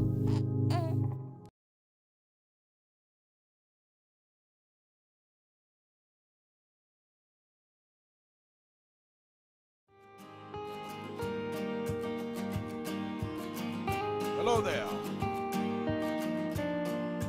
Hey, good morning. It's your buddy Bags at 9:26. on Cowboy State Daily Radio. If you got a question for Captain Baggett, 307-278-9598. Maybe you've got somebody in the family who's thinking about the military. I know a guy in the Zoom room, he's standing by, captain and commander of a company. How many soldiers in a company, Joseph? In a rifle infantry company, we have 132 soldiers. So 132, mostly young people, right? Yes, I am by far the oldest in the company. Yeah, you bet. Well, they probably look to you with all that experience, and like you said, with some of the programs you've been through with OCS, IBOLC, and Ranger School, gives you a little credibility in their eyes, and that's a good thing. So with those young people, I'm kind of going off here. I had another direction, but I was just thinking, you have to deal with what young people do, right and wrong, as part of your responsibility, Captain. Yes, absolutely. It's funny because you really are a part of their lives. Obviously, any type of manager or boss or anybody who has people that I don't want to say underneath them, but people that work for them or whatever.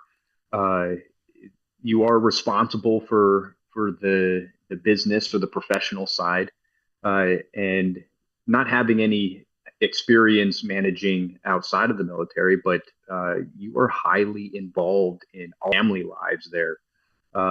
Even their financial lives and how they make decisions, because essentially it ultimately affects whether positively or negatively their readiness, them to be able to perform their duties, their responsibilities as a paratrooper, as a man or woman of in the service. That you have to make sure and manage that and help them and give them resources. And a lot of it is very rewarding. A lot of it is sometimes heartbreaking, being intimately involved in some of the decisions that they make. And ultimately you can't control the individuals, but you create an environment, a culture where they feel a part of a team. Yes. They feel a part of an organization that they want to do good for and help their paratrooper next to them. And that's the culture I try to build. Is don't do it for yourself. Do it for the man next to you. Do it for if you make the person next to you better every single day, and everybody does that, then we have a really good culture that allows us to perform at the highest level. One thing I remember for sure on at least one of our visits, we went around Halloween, and you guys had a trunk or treat. Trunk or treat, like we know it, is pickup truck or a vehicle, and they decorate the back of the vehicle, and they have candy, and the kids all walk around. So it was a trunk or treat day at Fort Bragg, and they had howitzers and tanks and all these the military equipment, and that was where the decorations were, and the candy and so forth. But what was impressive to me was the family atmosphere, all these families, kids, and then just young people, 18, 19-year-olds who were privates and had just joined the Army. But the point was that it was creating a family atmosphere, and that came as a surprise to me. I didn't know. I mean, I did not serve, and I do have known quite a few wonderful people and family and close friends who have served and are serving, but that the base and the leadership make a concerted effort to create a family-oriented environment on a giant Army base. Absolutely. And it's funny because this past week, down at my level, I mean, there's multiple echelons of the military, from the Pentagon down to the team or individual level. But at my level, I have a program, and I'm in charge of a program. It's called the Soldier Family Readiness Group, or the SFRG. And we this past week had our Soldier Family Readiness Group event. We try to make it inclusive. We have a barbecue, free food for the soldiers and the family members, and it was actually a great event. It was almost organic. Yes, this was planned, and the soldiers had to be there. But I told them, hey, invite your families, and this is important to create that community and to see it come together. Where again, we were still on the base. We were still some guys were still in uniform, but it was organic, where people were coming together. It was not work affiliated, so to speak. And families were there, kids were there, enjoying, and families were able to connect. And being able to see that it was very important. And seeing, okay, this is their lives. Like, it's not where they go home and it's a completely separate life they live. It's all encompassing. So to have and the families involved. The family has joined the military, whether they wanted to or not, if they have a spouse or someone in the family has joined. So is important for mission readiness. It says the success of Army missions starts at home with the families who support soldiers. When military families are prepared, then soldiers can better focus on fulfilling assignments and engaging in combat.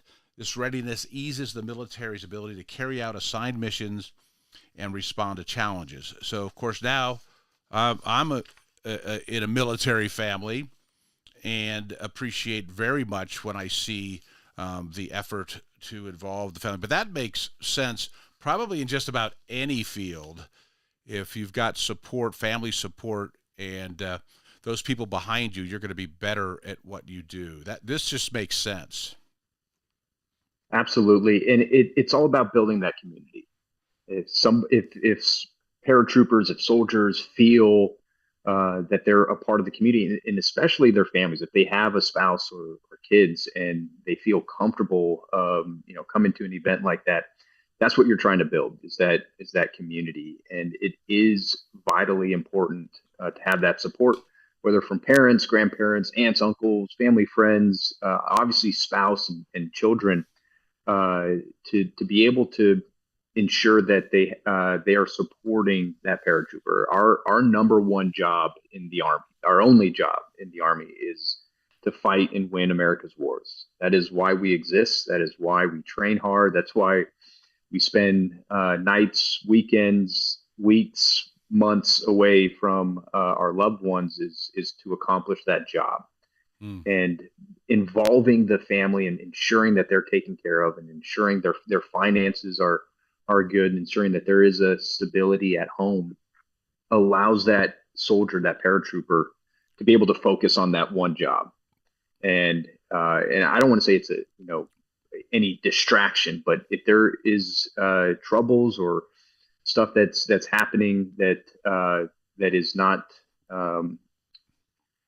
military related, that takes their focus away, that takes their mind out of what they're supposed to accomplish. So if we can harness and build that community on the front end, when we're asked to go do our job, our only job, then there's more of a probability that soldier can focus and actually put himself or herself in the best possible position to come back home and see their family. I was a little surprised to read this in the same article. Half of Army soldiers are married, and 40% have children. So right there, I mean, it's the emphasis on dealing with spouses and children. I bet the infrastructure for that in the Army, obviously in all our services, is pretty significant. the investment in family. Absolutely. It's apparent. You come to any event. I mean, you saw a trunk or treat or Halloween event, but in any other event that the military tries to put on that is open to families, they try to highlight that. And it is they are building. They continue to build because they understand the importance of that. That it cannot be neglected. That they're investing in that, and they know it will be a good investment just based off of the population that is in the Army. Well, they your fiance Brienne, she will likely hear from, or maybe she's already reached out, different organizations that spouses can get involved, and children, but that spouses can have actually hands-on direct impact and contribute to help the soldiers adjust. Yeah, absolutely. In fact, she's even when we're dating, she's been contacted by these organizations. I say organizations. It's really run by the unit, so it's not like some strangers giving her a call. It's somebody she's met before, somebody who's actually been in the military, has been a military spouse for as long as their spouse has been serving. So they have that experience, and like, hey, this is what to expect. This is what to prepare for, and just know it. It's a community. In fact, Bree has commented, our society at large is evolving, and she remembers, and I remember, and I'm sure you remember us growing up, and kids are outside playing with the neighbors and playing street hockey and driveway basketball and hide and seek throughout the neighborhood. And I don't know if it's not being able to see that, but we both have recognized like that's not necessarily the norm in society these days. But like I said, Bree has recognized when she comes in a military community or neighborhood that's what she sees is the kids playing with neighbor kids, and a group of kids going off bike jumps and everything. And she's like, I only see that when I'm around the base, and it just proves the point. Is like that's the community that they're trying to build. Is that because no other place or few other professions call for people to continuously move and leave their friends and leave their homes, and they know like this is the community we have, and it's cool to see that. And again, a lot of it's organic. It takes some emphasis and putting work towards, but it is natural. Once you're in that environment, you can see that it's a necessity. It has to be, or else people will be lost, and there wouldn't be people re-enlisting or staying in because that community doesn't exist. Yeah, it says service members in stable marriages are more likely to remain in the military, but those whose relationships are strained are more likely to separate from the service. The quote here is, retention rates for married senior officers with supportive spouses nearly doubles. It just makes perfect sense, doesn't it? Absolutely, and a lot of that's coming from the spouse. Hey, I love this community. This is what we know. They have confidence and they have the experience of when the Army tells them, hey, this is year 3 or 4. It's time to pack up and move. They know wherever they're going, that community exists, and they see it work. And they know that the kids will be taken care of. They know that they will be taken care of because that's what they know. And again, it's getting better. It's continuously something that will continue to get better because they understand the importance of it. Well, when we get back from this break, we're going to talk about recruitment numbers and some of the reasons they give, or at least this article gave, as to why Some of them seem obvious, and I agree with it. Some of them, wait, how, what? Wasn't sure, but we'll do that here. It's 9:41. You're here with your buddy Bags on a Saturday. And as you know, Joseph, during the week I'm busy working for folks buying and selling real estate. I work with Bruce Garber, who we had on. Bruce Garber is the broker and owner of Century 21 BHJ here in Sheridan. We had a really great conversation about real estate in the 6 o'clock hour. So if you go to our website, cowboystatedaily.com, and go up there on the hey Buck, I'm seeing Joseph's dog in the Zoom room. Anyway, yeah, you go to Cowboy State Daily Radio and you can hear the archive. We keep all the shows there in case you missed it. I've known Bruce since we were teenagers. He goes from Bighorn. Dad, your grandfather, Joseph, was his high school principal.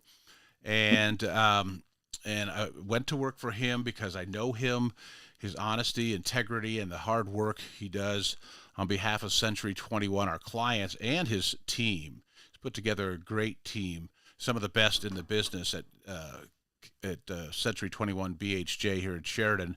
And remember, I'm licensed statewide, so if I can't find it for you and look at it for you here in Bighorn Mountain Country, I have a huge network that I can reach out to and hook you up. So if it's in Wyoming, give me a call and I'll find it for you. I have contacts in Gillette, Laramie, Cheyenne, Casper, here in Sheridan, Buffalo. I've got a listing right now in Buffalo. Beautiful home, 5-bedroom, 3-bath home, corner lot. It's really nice. Yeah, and you can at 307-278-9598 is our studio number. If you ever want me to find something for you or you want to list a home, just reach out to me there at 307-278-9598. You can text me a message there, or you can always email me at john at c21bhj.com. Let me say that again. John, John, at c21bhj. And you look at the inventory, it's johnbaggett.sites.c21.homes. And yeah, text me and I'll send you that website address so you can browse. It has all our current listings on there. It has a mortgage rate calculator on it. It has all kinds of information about the market, and it's where I put my blog. And I have a new one up there, Joseph. You need to check it out. And okay, so again, 307-278-9598. If you want to text me and you want to talk to me about real estate.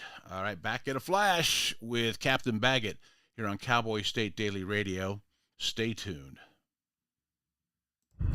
Wyoming is a big state. There are so many stories to tell, and here at Cowboy State Daily, we pride ourselves in bringing those stories to you every day. I'm Riley Strand, videographer and production assistant for Cowboy State Daily Video News. Every day, host Wendy Core and I talk to the experienced journalists who are covering the topics, issues, and people that are important to Wyomingites. And in our daily newscast, we bring you their stories. Tune in to Cowboy State Daily Video News every morning, only on cowboystatedaily.com. You're listening to the Cowboy State Daily Radio Network. Wyoming is a place of unlimited potential, a place that inspires us to dream. Since 2014, Wyo Lotto has given back over $180 million to our great state through transfers, winnings, commissions, and more. Dollars that have gone directly into your cities, towns, and counties. Dollars that have changed lives and set dreams in motion. Thank you, Wyoming, for a legendary 10 years. We can't wait to dream up what's next. The climate that we're operating under has everyone on the defensive. You see a person and you automatically put them in a box and say, well, this is what this person should be like. All of this ostracizing people, what are we afraid of? We're called to love one another. It can't be, I reject you as a person. This country's been through so much. Its people has been through so much. Why can't we fix this? Do we have issues we have to deal with? Yes, we do. But we're not going to be able to deal with them if we're fighting and yelling at each other and not listening. Yeah, she has an accent. Oh gosh, she dressed funny, but we're talking the same thing. Mm-hmm. We're all concerned about our children, concerned about the world we live in. A lot of people wouldn't even think we should be here talking to each other, but I'm sorry, I disagree.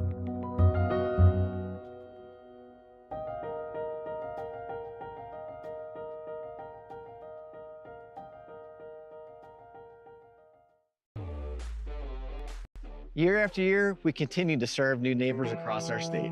For over 40 years, our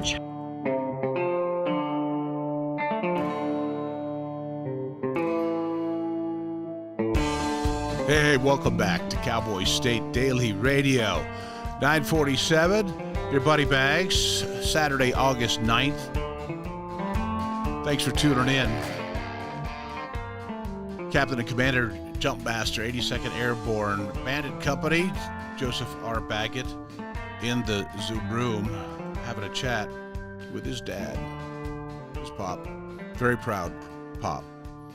And Jojo, before we went to the break, we talked about, I teased the recruitment numbers. They continue to improve. They continue to run higher than expected. And this article that I read attributed them to a few factors here. So let me see what you think. Okay, so initiatives like the Army's Future Soldier Preparatory Course is one of the things they attributed. It says this course helps potential recruits qualify for service. Do you think that could potentially give them the information of what they're getting themselves into, better information? Absolutely. Like I mentioned, the society is evolving, and it's and especially the military. We want to ensure that we capture those who want to serve. And there's a lot of reasons and stuff that doesn't allow people to serve, whether it's health reasons or physical reasons. There's a lot of things. Again, like our number one purpose, our number one job is to fight and win America's wars. And what those preparatory courses do is it takes somebody who has that passion, that desire to serve, and it puts them in the best possible mental, physical space that allows them to be successful in the military. It says the next one here was increased use of data analytics. This helps improve marketing and advertising efforts. Of course, you have a little background in that too. I could see, and of course, I've been doing it for 40 some years, so I would agree with that. Obviously, it's good to keep our military in serving top of mind.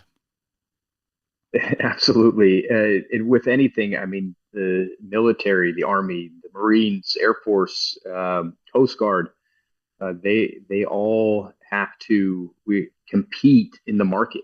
This is, at the end of the day, another opportunity to earn a living, to serve. So the military has to compete in the market, and obviously being marketable is important. Here's what we can provide.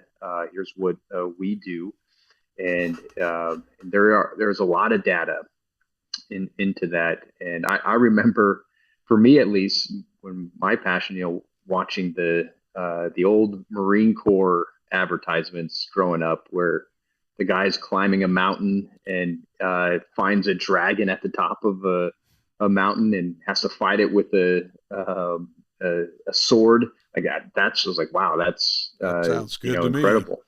Me. Yeah, and they had that. We do more before 6 a.m. than some people do all day. I remember that one. And it's interesting, right? Because the military, not just the Army, but the military in general, can you say it's evolving? There are a lot more opportunities than just going out and fighting dragons now. So we have to market to everybody. In fact, the tech sector of the Army specifically, there's a lot more jobs and opportunities to serve in that, whether it's digital or data collection or the vast number of things that we are becoming or bringing into the military. Yeah, tracking and GPS and all of that it's super sophisticated these days. Exactly. So it's not just boots on the ground and interested into those types of positions. It's not just the guy who played sports growing up or the guy who wants to kick down doors and fist fight bad guys. We have to market to the guy who wants to be able to collect data on the enemy via data collection, bigger spectrum of people out there. You have to be able to capture that, and that's what they've been doing. They also attributed to overhaul the recruiter selection process, ensuring that recruiters are better suited for the job. Okay. And then one that I was like, okay, I mean, this recruiting bonuses. This can be a strong incentive for potential recruits. I think if you're going to commit your minimum, my minimum contract was 4 years, and that's typical around that is your minimal minimum service for that. But it's actually funny that you mentioned the one before that is I've had experiences with my soldiers that they pick the best soldiers to go become recruiters. Yeah. And soldiers that are like, no, I need this guy to help train my guys to be ready for war. The recruiting branch is like, yep, that guy's perfect to go be a recruiter. Not every time these guys, especially the ones who are the better soldiers and leaders, they don't want necessarily to do that. It's You're taking me away from why I signed up. But the Army is recognized like, well, those are the types of recruiters that will inspire and motivate potential recruits to join. So I've definitely had experiences where like my guys had to go be a recruiter because they did too well. Wow, there you go. They got put in the front office, so to speak. Now, the last one here is a focus on warrior ethos. Some officials believe a renewed emphasis on traditional military values has resonated with potential recruits and this younger generation. That rings true. I've seen some of that with the pendulum swinging back towards patriotism, and the idea of serving your country is top of mind for young people these days. However, that comes with the reality that, well, first of all, congratulations to the Army. I think they're right now the highest recruiting, that they're the furthest over their goals or whatever. But let me ask you, because you get to see and meet and lead these 18, 19-year-olds, are you seeing maybe a renewed emphasis and on country and serving and patriotism? Are you seeing that too? I think so, absolutely. Like I said, the Army and the military, I think naturally you write a contract to the government saying, I am willing to put my life on the line for something I believe in. And I think the ability for the Army to recognize that and say that these are the recruits and the people we want in this military, that it's attracting them to come serve. I mean, that's why I joined, is the adventure and the ability to be a part of something bigger than myself, and to actually put my life on the line for a country, my family, friends that I love, and demonstrate what my beliefs actually are. Yeah, and that it does my heart good to know that more and more, at least even in this article, they talk about that. And like I said, I get a sense that that's what's happening out there. So real quickly, we only got a couple minutes left, JoJo. There's folks listening here who have, maybe the young person out there and or family with somebody that might fit the bill. In other words, this could be an attractive option for them. What advice would you give that family and that young man or woman thinking about the military as a career or serving for a certain amount of time? It's, to me, I believe it's unique to everybody, whether or not they want to serve. For every one person that wants to serve, there's it's a unique reason why. And I will say that it's not easy, but it's not supposed to be. Right. And I think anything in life worth doing needs to be a challenge. Yeah. The best things in life are the ones that you have to work hard for. They're the most fulfilling. They're the most they are what we are meant to do. Not necessarily military. I'm not talking you're meant to serve. I'm talking about life in general. Yes. But for those who are thinking about serving, then know it's going to be hard. It is supposed to be hard naturally. But if you do have a passion to do that, and you want to serve, then that should motivate you. That the nothing worth doing is ever going to be easy, and that's why you do it. Because that's what you're meant to do. When you're receiving that challenge and that pushback, then a little part of your brain is telling you that you're in the right place. We're just about out of time. When's the next time you're jumping out of an airplane, paratrooper? Probably in the next month or so. They try to push us out every month. But yeah, whenever they tell us to. Uncle Sam says, "Hey, thanks for being with me today. Really enjoyed it. We'll check back in with our military here on a regular basis because I want to support it and show my support for our servicemen and women." That's it. That's the end of the show. Thanks for listening to Cowboy State Daily Radio with your buddy Bags. And we'll be back next week with another great lineup of guests on Cowboy State Daily Radio. Take care.